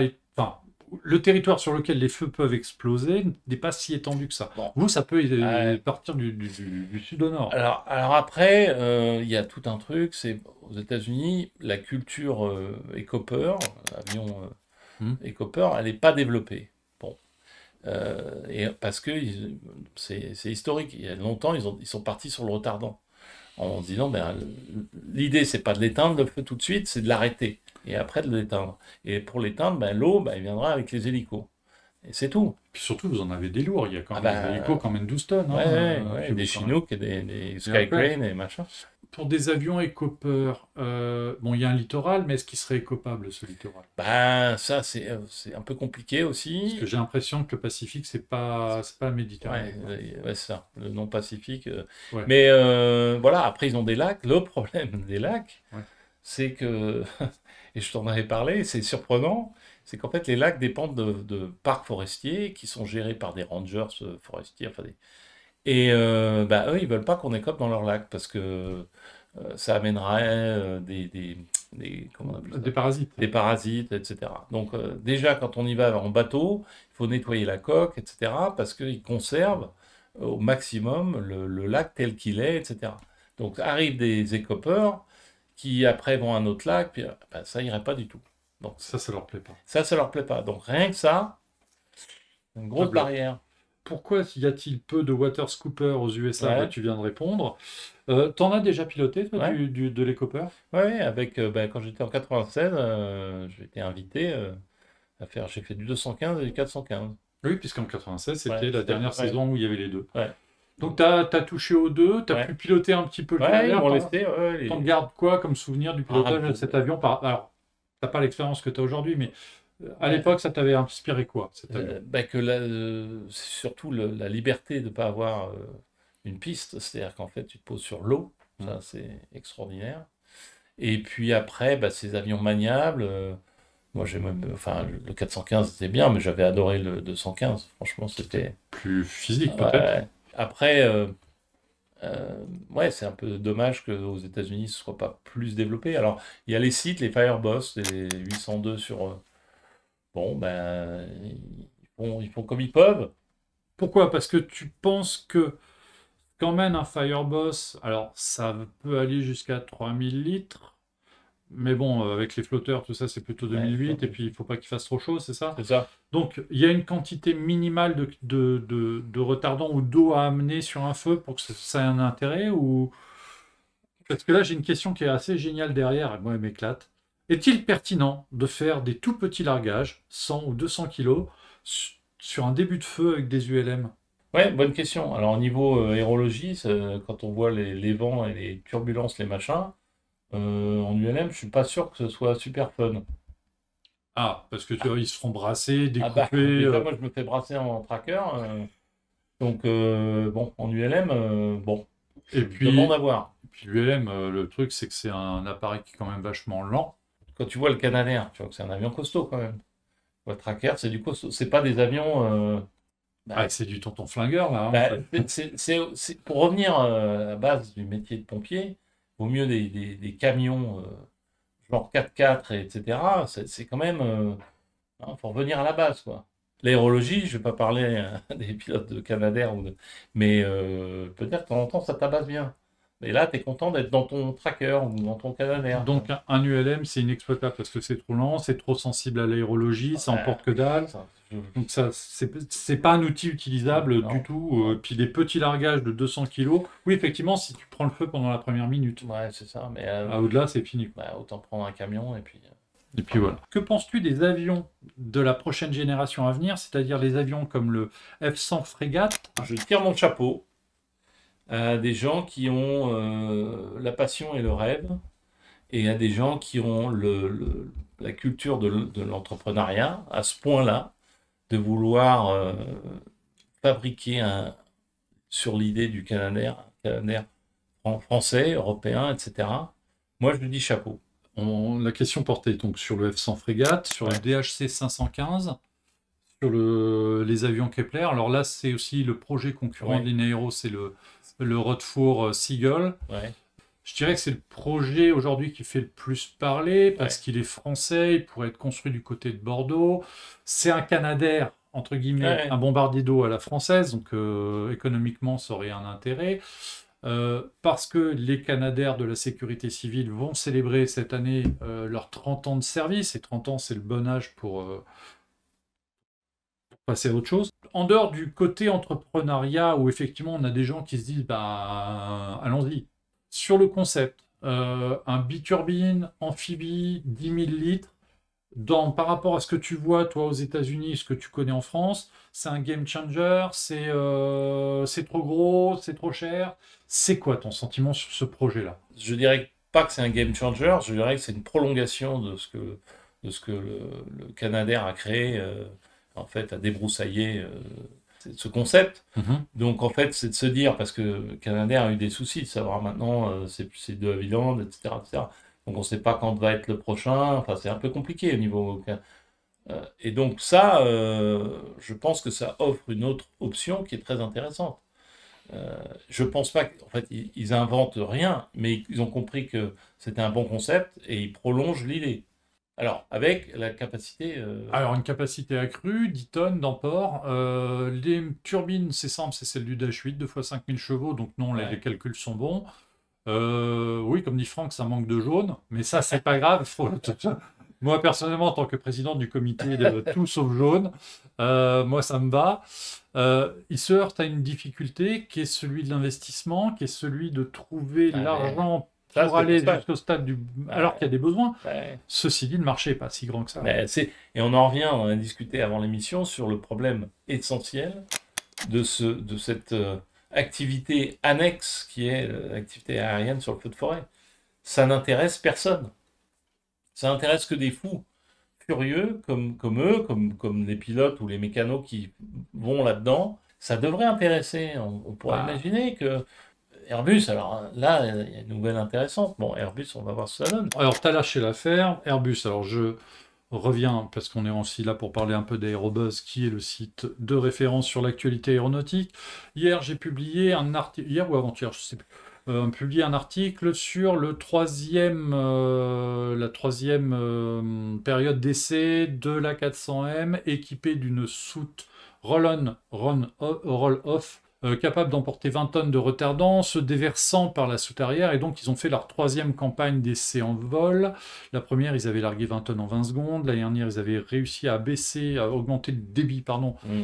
Ils avaient largué 20 tonnes en 15 secondes. Et visiblement, la vidéo que j'ai vue fait qu'ils en sont arrivés à larguer les 20 tonnes en 12 secondes. Donc il y a une progression. Ouais, Il y a une progression qui est très sensible. Mais ton regard, toi, par rapport à ce qu'on a vu sur le C-130 ou d'autres avions, ça, c'est une solution game changer ou ah c'est ben, un outil en plus au le, cas où? le game changer, c'est s'ils arrivaient à sortir deux avions comme ça, des forces, et qui soient dédiés au feu de forêt. Le problème, il n'est pas tant sur le système, il est surtout que c'est des avions militaires qui vont être, mais ils vont jamais être disponibles. Ils vont jamais être disponibles. Donc bon, je pense que c'est bien pour Airbus de s'intéresser, c'est bien d'avoir fait un système qui existe déjà depuis des années aux États-Unis, qui est le MAFS, donc modular, machin. Donc en fait, c'est sur palette, hein. Modular Aerial Firefighting Ouais, Systems. ouais, Mais la différence, c'est que le MAF, c'est pressurisé. ouais, C'est un largage ouais. sous pression, alors que là, c'est un largage par gravité qui impose de garder avec l'avion une assiette positive. Moi, je dirais bonne note pour la tentative d'essayer et de prendre le temps, etc. Surtout que la 400M, ça bouge bien. Et maintenant, faut pas qu'il s'arrête là, pas qu'il s'arrête, ça y est, on a le système, machin. Bon, Alors, visiblement, moi, ce qu'on m'a expliqué, c'est que l'ouverture du ventre de la 400M n'est pas possible, peut-être pour des histoires de servitude, mais aussi parce qu'il faut que faut que tout le monde soit d'accord sur le truc, tous les utilisateurs. ah bah Donc, oui. Ouais, un peu compliqué, c'est dommage, parce que franchement, avec une RADS, alors cette serait une RADS ouais, ouais, XXXXL ouais. de 20-25 tonnes, Alors, tchou. à l'époque, 2010 par là, j'ai des copains qui étaient à l'équipe de marque de la 400 à Paris, sur Facon, et je les ai appelés, je dis, mais ça vous intéresse pas de faire du feu de forêt sur votre 400? Et ils ont dit, ouais, ouais, mais je dis, mais ce qu'il faut, c'est ça, c'est mettre un rad, sinon on oublie le maps. Je dis, ah ouais, mais là, ça va être compliqué parce que Ah, il y a bien dans le des, plancher, ça il y a- passera pas. il y a Bon, des- ben voilà. ils ont des servitudes au niveau Ouais. du plancher. Donc voilà, la 400M, bon, le système, on va dire, améliorable, mais l'avion sur lequel il n'y a pas grand-chose à dire. Justement, bah, les critères essentiels pour un bombardier d'eau moderne, tu l'as expliqué avec ton carré, il faut l'équipage, il faut le bon système, Tout à il fait. faut le bon avion.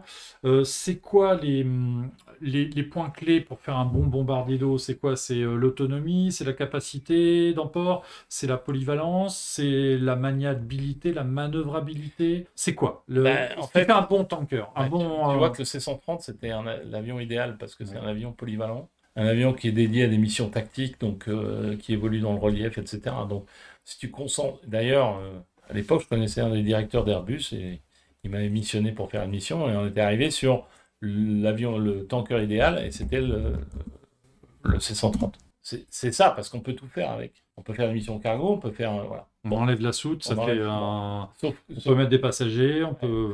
Bon, sauf que, voilà, ça c'est l'avion idéal. Après, il faut une maintenance. Après, ça coûte très cher. Mais je dirais qu'il faut déplacer la question. L'avion idéal, mais pour faire quoi? Moi, je pense que la mission idéale, pour moi, c'est l'attaque initiale. C'est là. Je dis pas que le reste, c'est pas intéressant, mais tout vient de là. Si on attaque le feu dès le début, si dès le début, on met les bons moyens, et le feu, il s'arrête. Et là, quel avion? Ben, pour l'instant, je pilote un tracker et c'est probablement le mieux, mais le tracker il n'est pas neuf, donc un de ces quatre, il va On va falloir passer à autre chose. passer à autre chose, malheureusement. Voilà, alors on emmène 4 tonnes, mais on fait de l'attaque initiale. Nous, notre prétention, c'est pas de faire des barrières qui font des kilomètres, mais par contre, c'est d'attaquer un feu et de l'arrêter quand il fait 1 hectare, 2, 3, 10. Donc il faut arriver assez rapidement sur le feu. Donc Et un ouais. avion qui... Est-ce que le tracker avec ses 200 nœuds pourrait pas... Est-ce qu'un tracker à 350 nœuds, ce serait bien? Bah, l'idée, c'est qu'il faut des traquers, mais il faut surtout qu'ils correspondent à une zone. Hmm. Si tu fais une zone qui fait la moitié de la France, bah, il faut un avion rapide. D'accord. Si tu fais une zone qui fait un département, la vitesse est moins un problème. Donc justement, il y a une question là-dessus. Selon toi, quelle machine existante aujourd'hui ferait de bons avions de lutte anti-feu? Quels avions ont de l'avenir dans la profession parmi ceux qui existent aujourd'hui? Le Inaero, s'il se fait, il a forcément de l'avenir. Forcément. Là, on a à l'écran un ATR 72 qui est promu par la société Kepler, qui a été présenté il y a quelques temps, dont le concept serait, bon, c'est un gros tracker ou un petit Dash 8, il y a peut-être un marché pour ça. Voilà, est-ce que ça, c'est un concept viable? Ou alors il faut aller chercher autre chose, ou alors il faut être transgressif? Ou alors la question c'est, est-ce que le Dash 8 est encore en production? Alors, Non. que pour le moment. Voilà. Donc déjà, Bon, les derniers sont sortis il y a un an, donc ils sont relativement récents, il y a de la pièce, mais non, mais dans c'est-à-dire 25 ans. ben voilà, si personne décide de relancer le Dash 8, c'est-à-dire que l'avion il est déjà en bout Oui, de mais course. le tracker, il n'est Ouais. pas plus produit depuis 50 ans. Ouais, mais c'est pas la même, c'est un avion qui est moins complexe. D'accord. Après, ça se défend, le Dash 8 va durer un certain temps, je ne dis Oui. pas. Mais là, on parle du renouvellement. La suite, c'est quoi? Apparemment, ce ne sera pas le Dash 8 puisqu'il n'est plus Il en n'est plus en production. production. Donc après, qu'est-ce qui est en production? Ben, Boeing, il fait des 737. Ils en ont fait tellement que des 300 ou des 400. Oui, je suis étonné qu'il n'y en ait pas plus qui soient convertis. Voilà, parce qu'il y en a déjà deux. Il y a probablement un troisième. Euh, 3. il y en a eu 4 de convertis, il y en a Ouais. un qui a été craché, Ouais, craché. donc il y en a 3 en service maintenant. Voilà, Il y donc en a un en Argentine, il y en a un en Nouvelle-Galles du Sud, plus celui qui sert à Coulson, donc oui, c'est 3, et ils sont en train d'en convertir un quatrième. Donc ça, c'est un avion, il y en a tellement eu de fabriqués que bon, il y a de quoi voir Il y a de venir. quoi revenir. Après, on sait que Neptune, une société américaine qui a des contrats avec le Forest Service, ils viennent de signer avec Airbus pour la 319. Oui. Bon, ça va être intéressant de voir, de mettre un avion de ligne avec toutes les protections, les machins. Ouais, Bon, là, parce que là, on parle d'une révolution, parce que tous les avions jusqu'à présent qui ont été convertis aux missions feu de forêt sont des avions à commande de vol classique, Ouais. donc commande directe, Ouais. par câble, tringlerie, tout Ouais. ce que tu veux, hydraulique. Là, on a le premier, alors c'est pas le premier, parce qu'il y a un précédent, le premier avion à commande de vol électrique, avec des protections de partout, qui va être utilisé en tant que bombardier d'eau. Il y a un autre avion à commande de vol électrique qui est en service comme bombardier d'eau, c'est le Beriev 200. Ouais. Voilà. Donc on est... Alors politiquement, le Beriev 200. Bah, là c'est un pour peu- l'instant c'est un peu compliqué d'en Ouais. acheter. Ceci dit, il y en a un qui vient d'être un neuf qui vient d'être livré à l'Algérie cette semaine. D'accord. Donc ils ont leur deuxième sur les 4 qu'ils ont commandés pour l'instant. Il y a eu un an entre la livraison du premier et du deuxième. Donc rien d'exceptionnel. Non. Alors après, donc Boeing, ok, Airbus A319, on va voir ce que ça donne. Mhm. Et après, mais ça, c'est des avions, c'est des 4000 gallons, c'est des 10, 12, 15 tonnes. Mhm. Après, ce qui est intéressant aussi, c'est justement ces avions à plus petite capacité. Donc, on peut partir sur les sites, Les 802 singles. single air tanker. Donc, Ouais. le 802 ou le Fireboss, Tu as vu le projet du GB2 là de chez. oui, tout en carbone. Ouais. Bon, Alors, justement, tout en carbone, ça t'interpelle. Ça, c'est ce que tu as noté. ouais, Tout en carbone. ouais. Parce que. Bah, c'est plus léger. J'avoue que j'ai juste vu ça, je peux pas dire grand-chose. Je sais que c'est une boîte qui fait des avions de voltige. Ouais. Voilà. Mais je trouve ça intéressant qu'une boîte se dise, ben, on va. Bon. Alors, Le single engine, oui, le allez, monomoteur. monomoteur, il y a des limitations. Mhm. Moi, quand je vois qu'ils utilisent des air tractors dans le Colorado, moi je connais le Colorado, les gars ils sont gonflés parce que là, la turbine, Elle donne les gens, mais c'est du PT6, ça pète pas une PT6. c'est ça. Ah bah, c'est une très bonne réputation. Je ne fais que répéter. Oui, la réputation. Oui. Voilà, mais ça Non, pète mais pas bon. une PT. Si, si, ça peut péter, Ah non, malheureusement. mais. Ça pète. Ok, bon, en tout cas, moi je trouve qu'ils ont. Avoir deux moteurs, deux turbines, Moi, pour moi, c'est un minimum. c'est un minimum. Bah, Parce que tu en as une qui lâche, tu rentres avec l'autre. ouais. Mais, alors, après, ça dépend du terrain. Si tu es dans des plaines ou dans des petits reliefs, que tu aies une monoturbine, bon, ok, comme dans le sud, là, je vois l'Hérault, bon, très bien. Hmm. Après, dans certains reliefs, moi, je dis qu'ils sont coriaces, les mecs, parce que c'est pas le moment que ça lâche.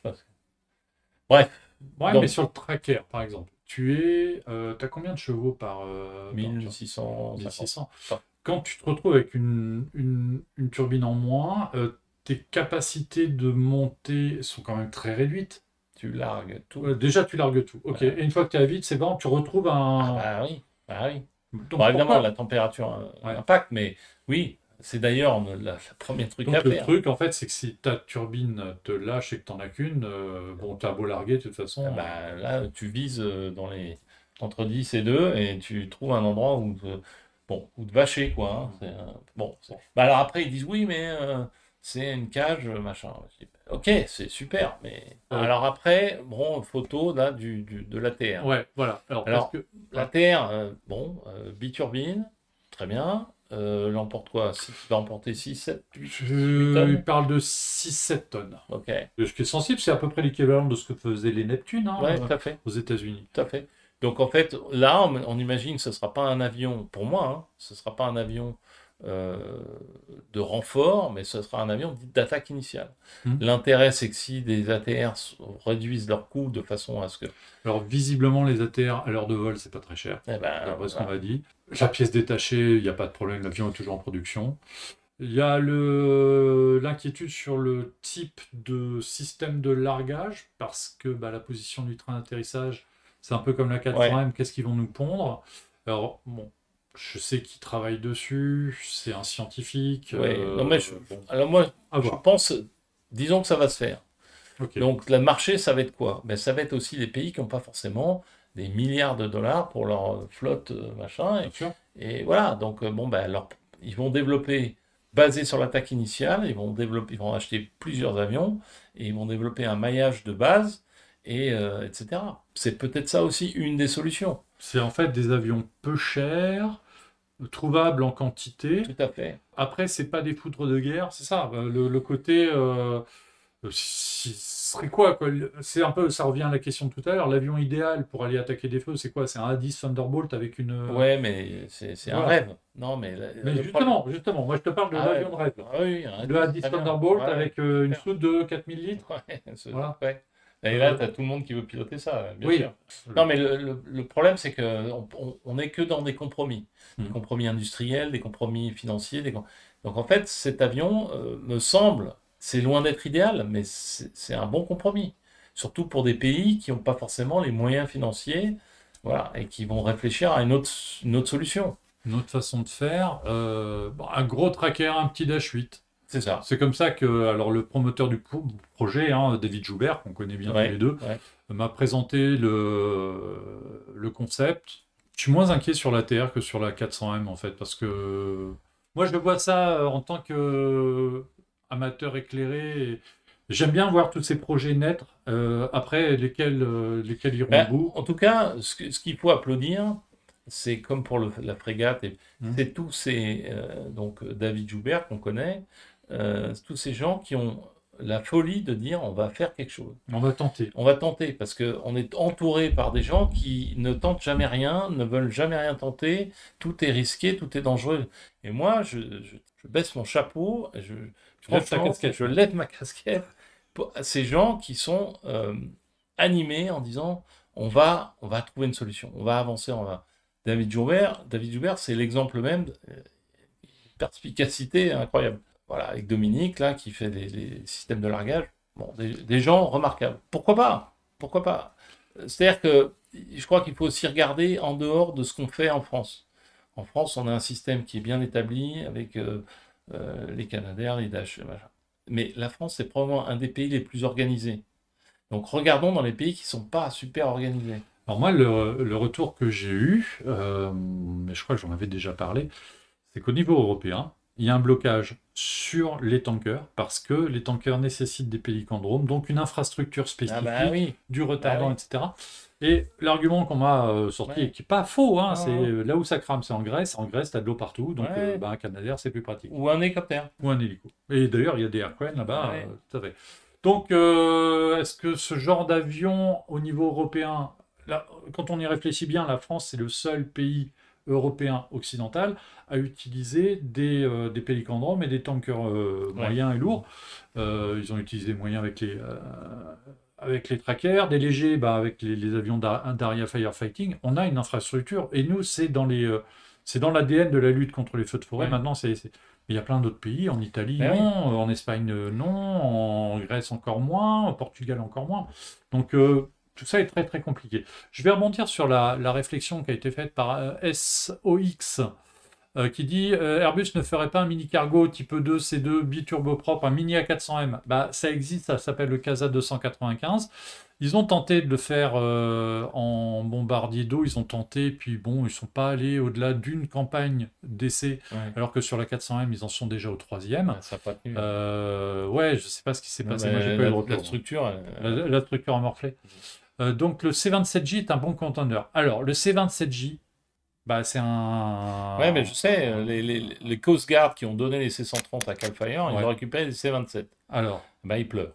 Ah bon? Ah oui, ils pleurent. Parce que sur le papier, c'est un Hercule avec deux... Oui, non. non. Ah non. En fait, ils pleurent. Dispo des pièces. Oui, mais alors attention, est-ce que les avions qui sont récupérés par l'US Coast Guard sont soutenus par l'industriel italien? Oui. Ah, d'accord, donc ok. Et là, ils disent, là, ils pleurent. Ils pleurent et ils disent une pompe c'est 6 mois, un machin ils pleurent et après l'avion il n'est pas du tout au même niveau que le C-130. Ah ouais. Donc il a été vendu, oui, ce sera bien, et en fait... En fait, ils se sont fait avoir. En fait, oui. J'avais été en Italie voir Alenia, etc. Ouais. Et j'avais été séduit. Je me dis, C-27, ça pourrait faire 2000 gallons, 7-8 tonnes, machin. Mais en fait, apparemment, ils suivent pas. Les Italiens, ça suit pas du tout. Ah, mais il y a des gros problèmes pour tous les industriels aéronautiques en ce moment sur la supply chain, sur tout l'approvisionnement de pièces, surtout de matières premières. Et puis après, tous les gens qui... Il y a beaucoup de pression sur les techniciens aéronautiques, sur les ingénieurs aéronautiques. Donc tout ça s'enquille et c'est pas tellement étonnant ce qui se passe. Ça, c'est le DHC 515 tel qu'il a été présenté par De Havilland. Alors, c'est plus le DHC 515 d'ailleurs, c'est le DH Canadair 515. D'accord. Ceux-là, tels qu'ils seront peut-être livrés à l'Europe. Comme on voit, il y a un beau drapeau. Ouais. Bon, on verra bien. Celui-là, c'est juste pour rigoler. C'est parce que je ne sais pas où ils en sont. Il y a 2 ans, il y a une boîte qui avait annoncé nous, on s'appelle Catalina quelque chose. On va relancer le Catalina. Et donc, parmi les missions possibles avec le New Catalina, c'était la mission bombardier d'eau. Il emmène 3000 litres. D'accord. Donc, ça me paraît un peu léger, mais par rapport à des hélicos. Mais... Ouais, ou c'est comme le Fireboss, quoi. C'est la même idée. Bon, là, il y a 2 turbines. 2 turbines. Voilà. Que penses-tu de l'intégration de nouvelles technologies comme les drones ou l'intelligence artificielle dans la lutte contre les feux de forêt? Pas forcément dans les avions, d'ailleurs. Alors, je vais faire une déclaration. Je déteste les drones. C'est la négation de mon travail. J'en ai rien à foutre des drones. Ça me saoule. Bien sûr que il y a il y a une fenêtre pour les drones, bien sûr. Mais j'entends, oui, bientôt, on va remplacer les équipages avec Ouais. des avions. Eh ben, en fait, ce sera non seulement, moi, j'espère être à la retraite à ce moment-là, mais ce sera la fin de beaucoup de choses. Ce sera la fin de rêves pour des gamins qui, moi, ça me fait pas rêver un drone, mais alors pas du tout. Donc, donc en fait, je déteste les drones. Voilà. Parce qu'il y a eu une expérimentation, là, il n'y a pas très très longtemps, d'un hélicoptère Ouais, UH-60 qui très a fait bien. 3 largages en autonome. Pas autonome, guidé par une tablette. Ouais, ouais, non, mais quand on voit la capacité des drones, les mecs qui volent au-dessus de l'Afghanistan, ils sont dans le Nevada, Ouais. machin, c'est incroyable. Je nie pas la capacité, ni même la performance, mais simplement remplacer l'humain en disant, bon ben, eh ben moi ça me déplaît. Ouais, mais alors, je vais me faire l'avocat du diable Ok? parce que je pense comme toi. Ouais. Mais je vais me faire l'avocat du diable. Ça vaut le coup de mourir pour des arbres. Parce qu'il y a de la casse tous les ans. Il y a des pilotes qui se tuent en hélico, en avion tous les ans. Si on remplace ça par des drones, est-ce qu'on n'y gagne pas en vie sauvée dans l'absolu? Bah écoute, on peut se tuer demain en vélo dans Paris, on peut se tuer. Est-ce que on arrête tous les vélos parce Oui. que c'est dangereux? D'accord. Scooter, là, périphérique, je vois des gars en scooter, machin, moi je l'ai fait en motard. Est-ce que bah, on arrête les scooters, c'est trop dangereux. Donc à un moment donné, il faut arrêter de penser que on va remplacer. Non, non, non. Moi, je suis pour l'humain. Voilà. Moi, le drone, ça me saoule. Il y a 15 ans de ça, je suis allé voir le directeur de la sécurité civile, c'est l'assistant. Mhm. Et il me dit, ah mais, de toute façon, regardez, c'est les drones qui vont remplacer. Je dis, mais j'espère pas. Et je dis, vous savez le coût d'un drone? Il me dit, ben non. Je dis, mais renseignez-vous sur le coût d'un drone. Parce qu'on pense que c'est pas cher, que c'est un truc de Mhm. balles, quoi. Mais c'est une fortune. Surtout les drones. Ah, les gros militaires, ceux Ouais, qui pourraient bah, bien emporter sûr. Non mais, autant de carburant que non mais l'équipe. franchement, Donc, bon. pour l'instant, toi, ça, c'est un truc que tu... Hop, ça te concerne pas. Ça ne m'amuse pas du tout de parler de drone. Je trouve ça. J'admets qu'il y a une utilité. Par exemple, en surveillance. Mhm. Cal Fire a développé, machin, ils ont des drones. Ils sont à 30 000 pieds ou je sais pas combien. Ils sont Oui, au-dessus. c'est du mal, enfin, Ouais, genre US Air Force. ouais, c'est ça. Et Ouais. là, ils prennent des photos, ils analysent, machin. Ok, très bien. Mais d'ailleurs, on pourrait le faire en King Air ou en. Ah oui, oui, bah pourquoi on le fait en drone? Faut voir l'autonomie, faut voir le confort de Ouais. Non, mais l'équipage. ce que je veux dire, c'est que on pourrait aussi le faire avec des avions, avec des pilotes. Mhm. Mais non, ça fait bien de le faire en drone. Ah, ouais, c'est Il y a un ça. côté un peu Un mode. côté politique, Ouais, ouais, non, moi, mode affichage, ouais, moi voilà. ça me saoule. Mais bon, c'est probablement l'avenir, hein. Moi, je suis un vieux schnock, là. Ouais. Probablement l'avenir. Et donc, tout ce qui est intelligence artificielle, ou alors, qu'est-ce qu'on peut intégrer dans un cockpit d'avion? Euh, Là, tu parles à un bûcheron, là. Donc, l'intelligence artificielle, il n'en veut pas, le bûcheron. Ah, voilà. Il veut une hache. Tu veux une hache, une tronçonneuse, à la limite, quand même. Bah, Une hache. une ancienne tronçonneuse avec Tu veux pas un des- Opinel. tout ça, je me méfie. L'intelligence artificielle, je me méfie. Les drones, voilà, bref. Donc, moi, je suis un bûcheron. Justement, à propos de bûcheron, t'as vu ce que j'ai mis à l'écran? Ouais, Ouais, Timber magnifique. West. Ah, Ouais, ouais, ah, c'était quoi magnifique. comme avion, celui-là? Ouais, magnifique. Bon, il est à la retraite. Ouais. Quand tu vois ce genre d'avion qui part au musée, Ah, bah, tu te dis pas, on aurait pu les garder, qu'est-ce qu'on fait le problème, c'est que, est-ce qu'on fait mieux? que lui? Non. Tu vois? C'est ça le truc. Alors, pour ceux qui ne suivraient pas, c'est Martin Mars. C'est un vrai feuilleton, hein, le Ah, départ ouais, des ouais. Mars au musée. Ils ont été arrêtés pour le Philippines en 2007, le Hawaï en 2015. Pendant très longtemps, ils sont restés tankés au Sprott Lake. Et bah, le Hawaï vient de partir au musée et le Philippines est en train, dès qu'ils auront réparé le moteur, de le convoyer vers l'Arizona parce que lui aussi va partir au musée. Sauf que c'était des avions qui emmenaient 27 tonnes de flotte. Alors il fallait 5 km pour Ouais, écoper, il faut des grands lacs, hein. Et ouais. ça tombe bien, Ah oui, là-bas il y en avait. ouais, c'est ça. Et c'est des avions qui ont fait 50 ans de feu de forêt. Et puis en plus, alors, cerise sur le gâteau, qu'est-ce qu'il est beau. Ouais. Ah, Non, mais bon voilà. ça, c'est des avions, ça fait rêver. Savoir que les pilotes, je crois qu'ils ont fait toute leur carrière sur l'avion. Alors Peter Killing, il a quelques heures de vol, mais enfin il volait pas assez sur Non, les Mars, mais il, non, mais je il veux dire volait sur que d'autres machines à côté. mais les mecs, ils sont Ah bah, dédiés à un avion, quoi. C'est-à-dire Ah ben oui, c'est-à-dire que Kylin, le pilote dédié, le commandant de bord, parce que Ouais. je pense que quand Coulson lui a dit, bon, il y a les 2 avions à Ah convoyer, tu oui. veux venir, je pense que Ah bah oui. Oui. il a même pas dit combien tu me payes. C'est, oui, oui, bouge pas, j'arrive. Ah bah ouais, surtout que ça va être le dernier vol, Et ils vont alors, le ce poser. qui est amusant, c'est que son copilote là pour le Philippines, c'est le PDG de la compagnie Harbour Air, Ah marrant. qui est amusante parce que c'est une compagnie qui se veut très écolo et qui est en train de motoriser des beavers avec des turbines électriques. C'est-à-dire, bon, c'est une boîte qui fait des petites liaisons D'accord. Vancouver-Nemo, c'est 15 minutes de vol. D'accord. Donc là, ils veulent essayer d'introduire l'avion électrique. Mais en même temps, ça n'empêche pas de voler sur un vieux dinosaure comme ça et je trouve ça absolument sublime. La photo est géniale. Ouais. Voilà, alors moi, il me fait gagner de l'argent, hein, parce que dès qu'il se passe un truc, je fais Ouais. une brève. Tu sais, ça s'appelle défrayer la chronique, au sens propre du terme. Oui, alors Aria Firefighting, qui est dans l'Hérault, qui a le contrat, Ouais. ils ont 3 Trush 710p pour les interventions, et Mais ils ont effectivement, aussi. un ULM, Ouais. un TK7, qui est utilisé avec un sensor pour faire un petit peu d'observation ou du mapping après feu. Eh ben très bien, ok. Mais pourquoi pas? Moi, je suis pas. Mais c'est un ULM, ils sont 2 à bord. Hein. Enfin, l'ULM, quand tu vois la tête de l'ULM, Oui, c'est. mais quand tu vois les boules aujourd'hui, Bah oui, non, non, mais elles font les 5 ULM, kilos, hein. on dirait des Cessna. Donc Voilà. c'est qualifié Alors, le ULM. TK7, je ne sais pas trop à quoi il ressemble, mais c'est un peu genre un Piper-like Ouais. en plus Oui, léger. donc en fait, c'est pas. Moi, je me faisais l'idée de l'ULM. Ah oui, Enfin, le trois pendulaire, axes, quoi. ouais. Non, là, c'est un vrai 3 axes, c'est un vrai, Ouais. c'est un petit avion, hein, un Ouais, avion c'est léger. caréné, etc. Caréné, bah, c'est un genre Piper Cub, hein, un Ouais. train classique, si je me souviens bien. J'admire en fait, les essais, etc. Mais en fait, on veut toujours faire du moins cher. Et à un moment donné, le moins cher, est-ce qu'on peut pas faire, on peut pas garder une certaine, des avions un peu plus lourds. Le côté budget, au bout d'un moment, c'est un peu énervant aussi. J'ai déjà vu Ah, ça bah oui. avec d'autres sociétés Mhm. que tu connais. Et en fait, c'est très énervant. C'est que c'est toujours, il faut du moins cher. Et on arrive à un plancher, à un moment donné, on a envie de dire, mais arrêtez, on ne peut pas faire. Pour le juste prix. Faut le Faut juste prix. faut mettre l'argent qui va bien. La semaine dernière, j'étais à Nîmes. Le chef de la base a donné le budget global en millions d'euros de le fonctionnement de la base de la sécurité civile. C'est ridicule. Ouais. Le budget, il n'est pas énorme. Hein. Ben, C'est, je sais plus, je crois que c'est 215 millions d'euros.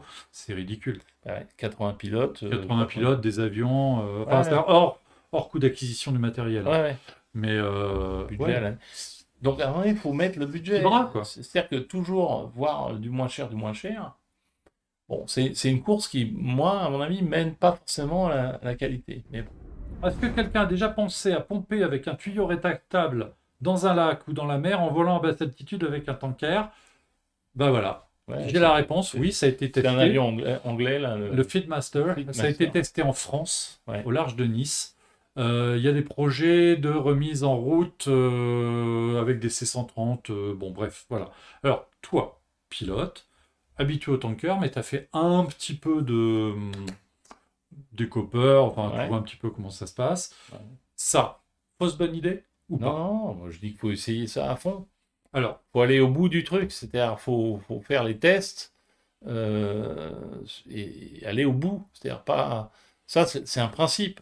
oui. Mais aller au bout sur un avion et voir si c'est jouable, les limites du truc et tout ça. Toi, on te dit, voilà, il y a un Fieldmaster, tu as une crosse, va tenter les copages avec.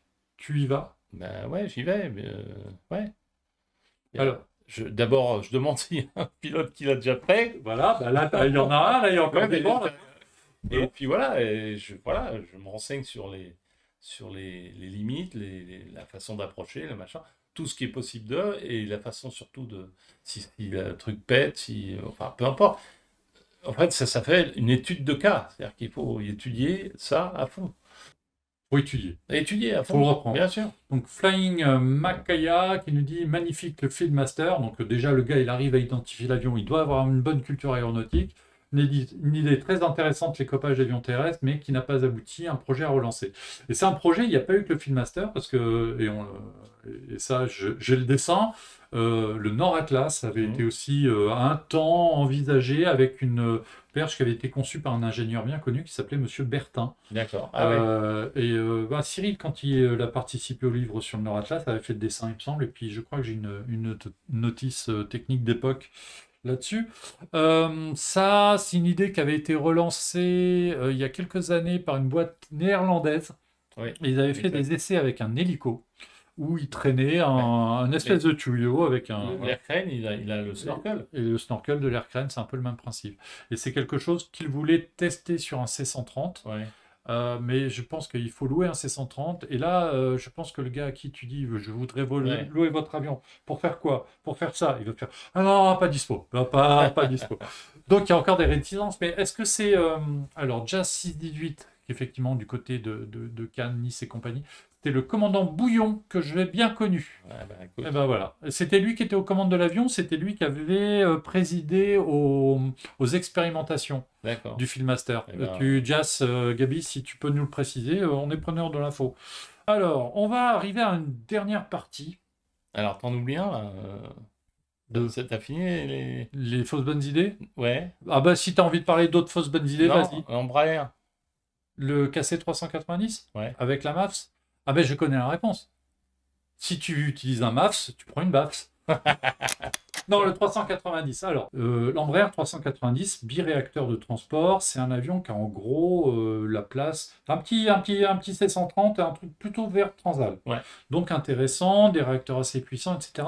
Et effectivement, les Brésiliens l'utilisent avec une soute MAFS, viennent d'acheter une deuxième plateforme MAFS pour développer cette partie-là. Ouais.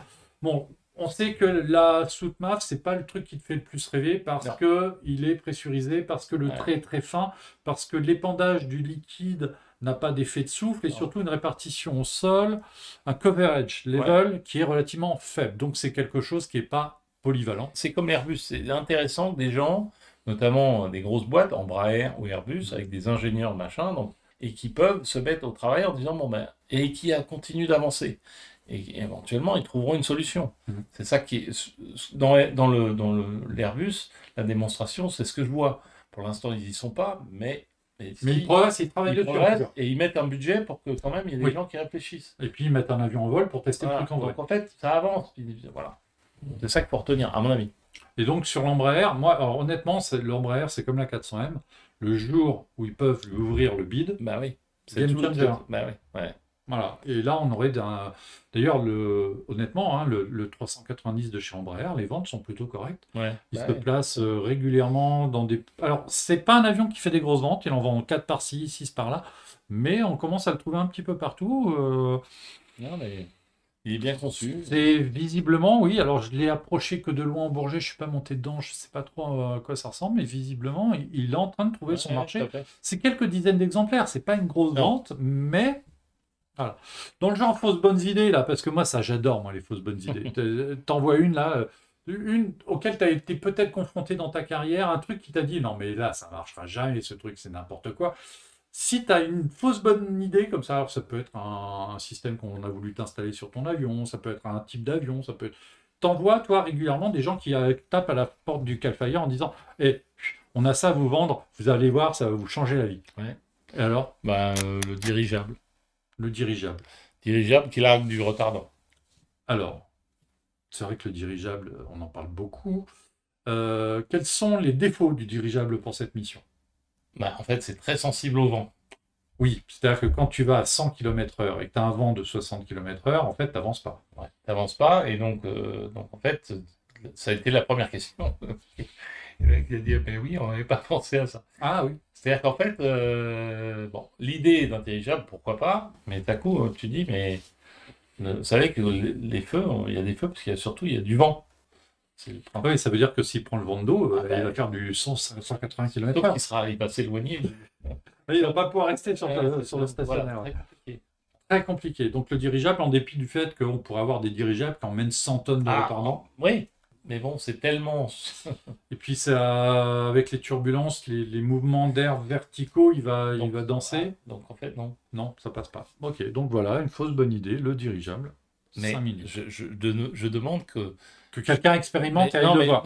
je demande que je sois mis à défaut et que quelqu'un me prouve que... Et là, je serais ravi. Parce que je mettrais mon ego de côté en disant, je me suis trompé.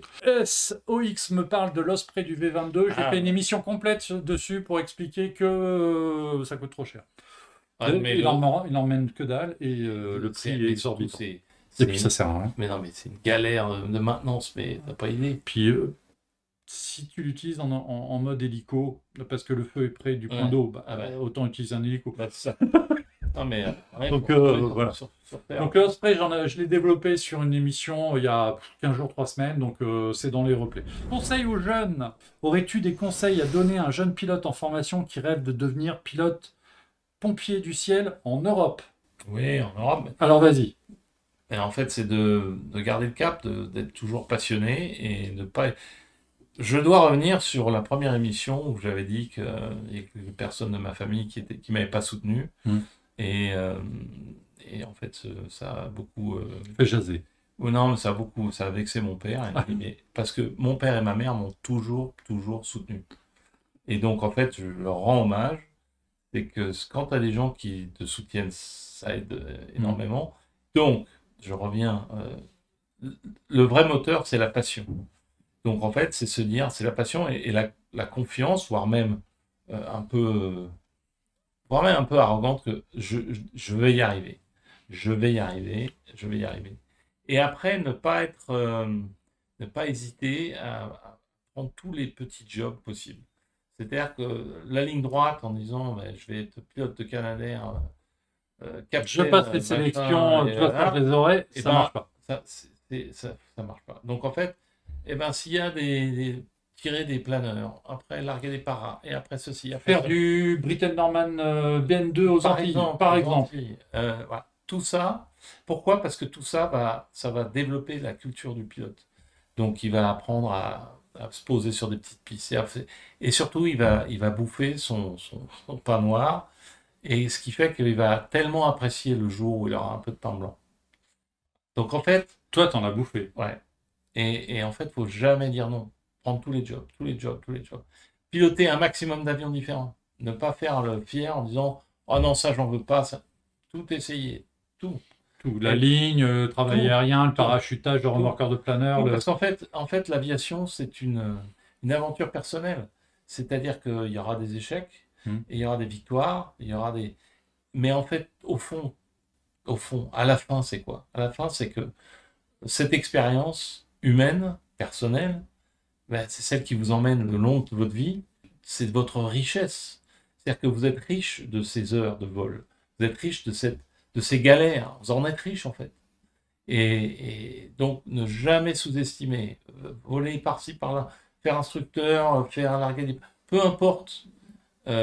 Ou être ouvert à tous les jobs. Tout le temps. Voilà. Et surtout, en fait, s'apercevoir que ça va être des rencontres. C'est des gens qui vont accélérer votre carrière parce que c'est des rencontres. Moi, un accélérateur, c'était mon premier capitaine. Oui, ça. Et voilà, mais c'était un homme extraordinaire. Et en fait, je souhaite à ces candidats en fait, de trouver leur mentor. Après, j'en ai eu d'autres. On a eu Walt, que tu as connu. Alors, Walt, j'ai échangé quelques mails avec lui, pas plus. Mais ça fait quelques mois, je l'ai raté. Mais Cyril l'a bien connu. C'est des gens qui sont des mentors. C'est-à-dire que bon... Et dans la vie, il faut en rencontrer. Et on en rencontre si on a envie d'en rencontrer. Voilà. Faut être ouvert. Et... faut tenter les expériences, faut rien lâcher. Faut partir au Canada comme Tristan, voler sur Beaver en se disant peut-être qu'un jour, il y aura peut-être une place sur Canadair quelque part. Et pareil, Pierre de Daria, j'ai dit bravo, monter une boîte en France, machin, bravo. Cédric Soriano, bravo. Ouais, Cédric, si tu nous... Oui, coucou. Voilà, parce que ça, en fait, c'est eux qui sont... à féliciter parce que Joubert, tous ces gens-là sont remarquables. Il faut ne pas lâcher. Il faut rien lâcher, les enfants. Alors évidemment, il faut avoir des soutiens, des amis. Des soutiens. Parce qu'à un moment, il faut bouffer. Ah ben oui, non, mais alors après, on fait des petits boulots à côté. On braque des banques. Non, on ne braque pas des banques. Moi, j'ai fait des tas de boulots. J'ai fait videur, j'ai fait garde du corps, j'ai fait cascadeur à moto. Dis donc, quand est-ce que tu écris tes mémoires? Non, mais c'était dur parce qu'en fait, je me disais, mais qu'est-ce que je fais là? Parce qu'en fait, tu avais la vocation de jouer un avion, quoi. Voilà. En fait, il faut quand même y passer. Voilà. Mais il faut y croire, en fait. Quel secteur géographique ou quelle compagnie conseillerait, ou déconseillerait peut-être? Si vous voulez vous lancer dans le métier, par exemple, en Europe, est-ce qu'il y a vraiment des compagnies à éviter absolument ou pas? Alors là, Non. Aux États-Unis, il y a des... mais Alors, même aux les États-Unis, il y a mauvaises des mauvaises mais compagnies. bien sûr. Elles sont connues? Oui. D'accord. Bah, disons Tu me le que diras après l'émission. bah, il y a des réputations. Bon, en fait, tu t'aperçois quand t'es pilote, il reste pas longtemps. Bon, Quand il y a beaucoup de turnover, mais bah, justement, le turnover laisse la place à mais des bien jeunes sûr. aussi. Donc il faut pas hésiter à prendre la place, faire son expérience, et puis regarder ailleurs. Mais ça, c'est l'aviation. En fait, on peut pas espérer du premier jour en disant ah ben j'aurai le job parfait. Je vais sonner, ils vont m'entrer, Ouais, ils vont dire bien vu. ça n'existe pas. Et ça montre aussi votre combativité, c'est-à-dire que bon, il y a Rien lâcher. rien lâché.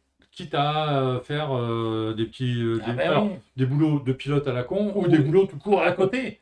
Et ouais, des trucs de Par livreur, peu exemple, importe. Par exemple, moi j'ai il y a notre Fabrice Morlon, nous à la rédaction, il est pilote de ligne, il est en attente d'un cockpit, il fait journaliste et aéronautique Voilà, en attendant. mais il n'y a pas de petit métier en fait. Voilà. Et on apprend de Coucou tout. Fabrice.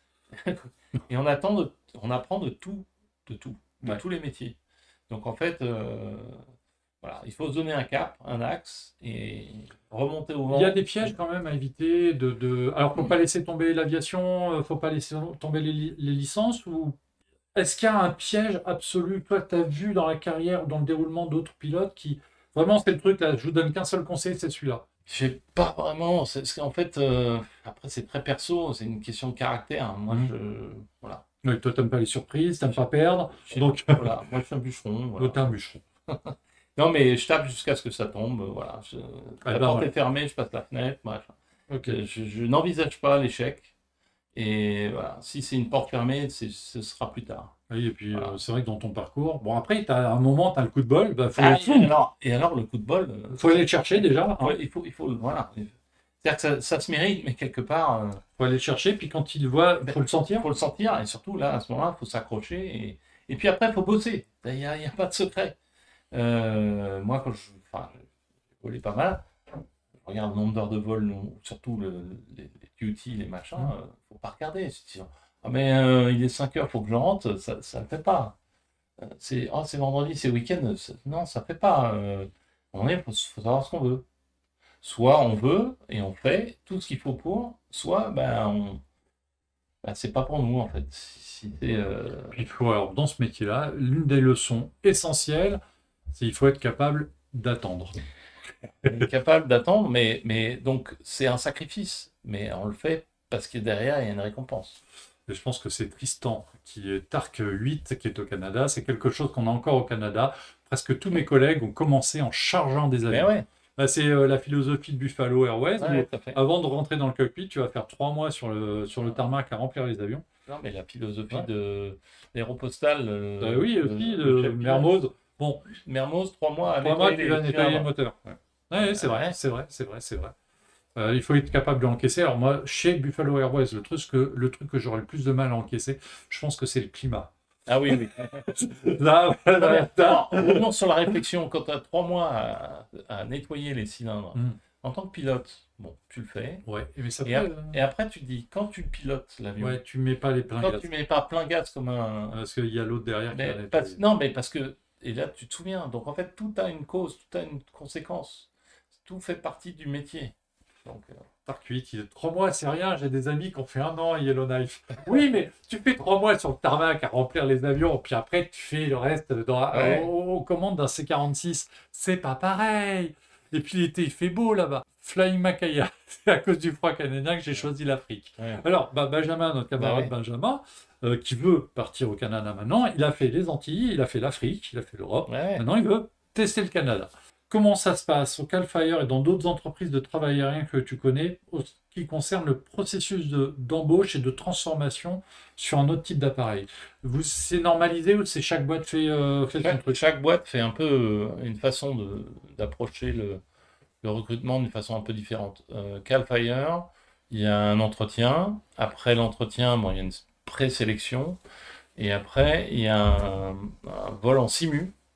Où en fait, je crois que c'est un King Air, mais en fait, il y a un briefing avant, on se fout de tout, sauf de la vitesse, et quelques paramètres. Évidemment, le pilote décolle, et évidemment, lui arrive. Et en fait, c'est le chef pilote qui le fait à chaque fois. Et en fait, il me dit, mais moi, ce que je veux, c'est voir la réaction. La réaction, c'est pas C'est le tellement... gars panique C'est ça. ou s'il dit ah Ouais. ouais bah c'est quoi Non, la mais procédure? on m'a pas expliqué, machin. Non. Non non ah oui le gars qui râle. Ah, le gars qui râle, le gars Ouais. qui machin. Je Donc, t'ai en fait, coupé les deux moteurs. Ah putain t'es chiant.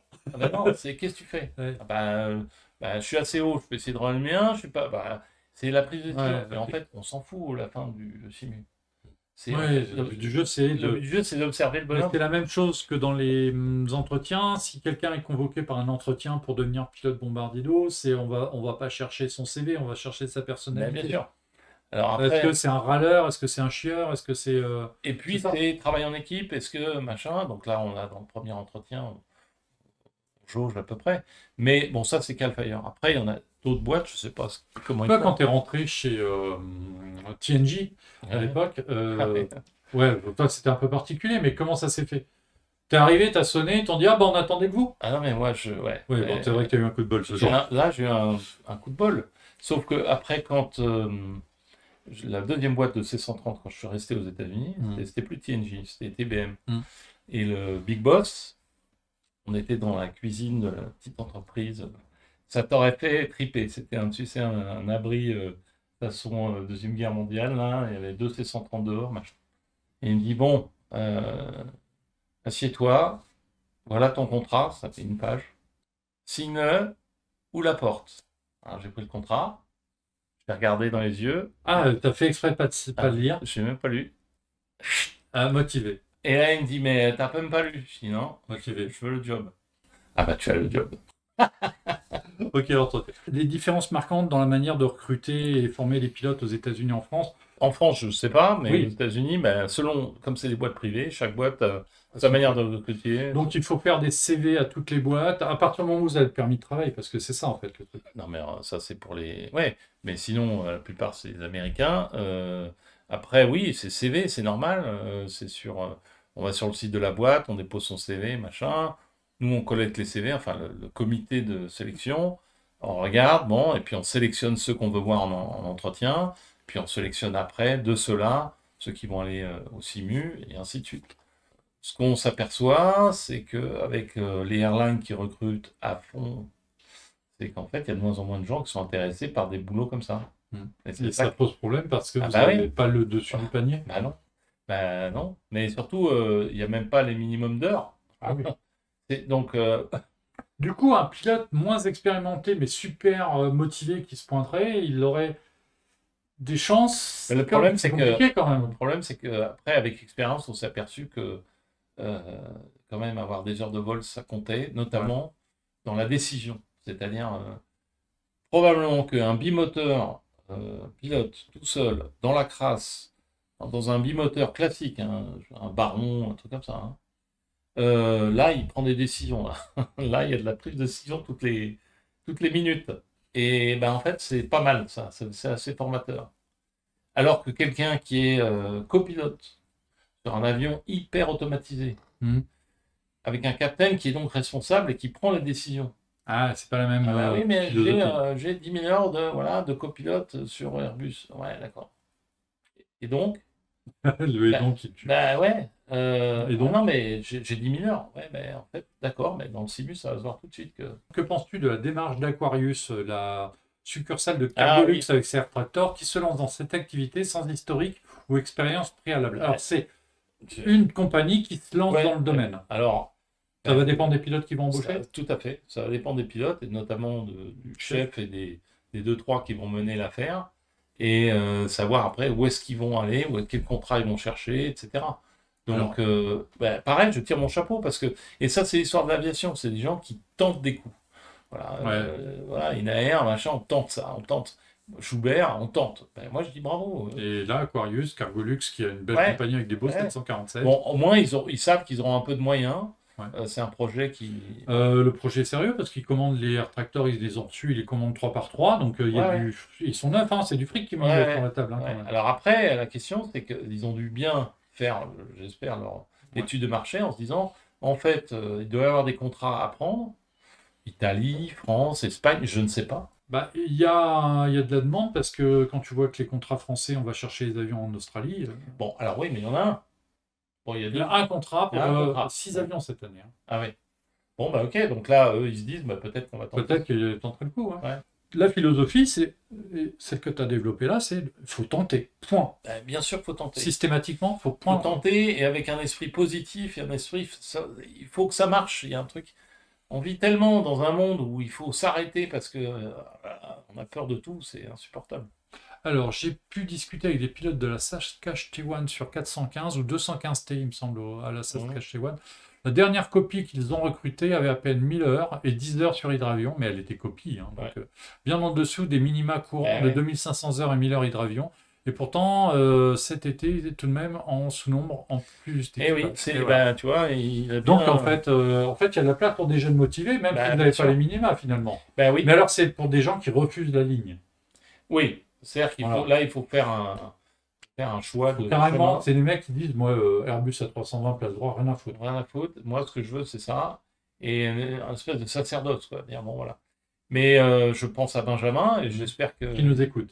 Ben, écoute, normalement. On le salue, je le salue. Ouais. Et j'espère qu'il va trouver, c'est moi qui lui avais conseillé, et j'espère qu'il va trouver parce qu'il le mérite. Et en fait, je sais qu'il a pris un gros coup dans la figure, mais il va s'en relever. Oui, il va s'en relever, puis dans quelques années, il regardera et puis il dira, ça m'a servi. Ben, c'est ça. Il y avait un livre comme ça sur l'histoire de la formation des pilotes de l'ARF et I Learn From That. Quand le DJ a appris de ça. Ouais.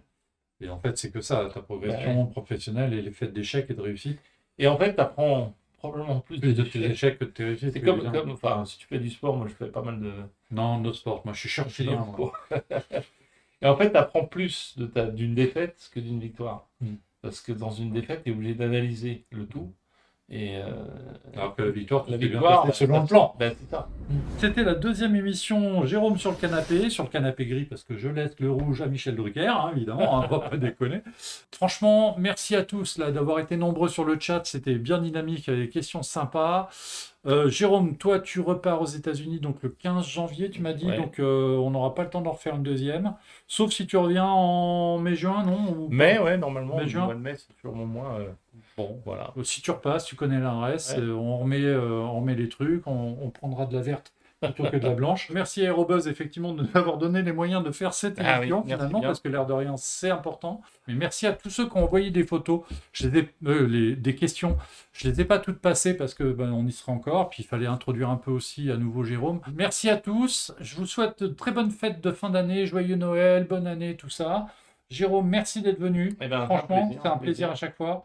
On a encore plein de trucs à dire. Voilà, on en refera d'autres des émissions, vous inquiétez pas. À très bientôt. Merci d'avoir suivi l'émission. On se retrouve à la rentrée, prochain lâcher solo, début janvier. Ça marche. Ciao. Ciao, ciao.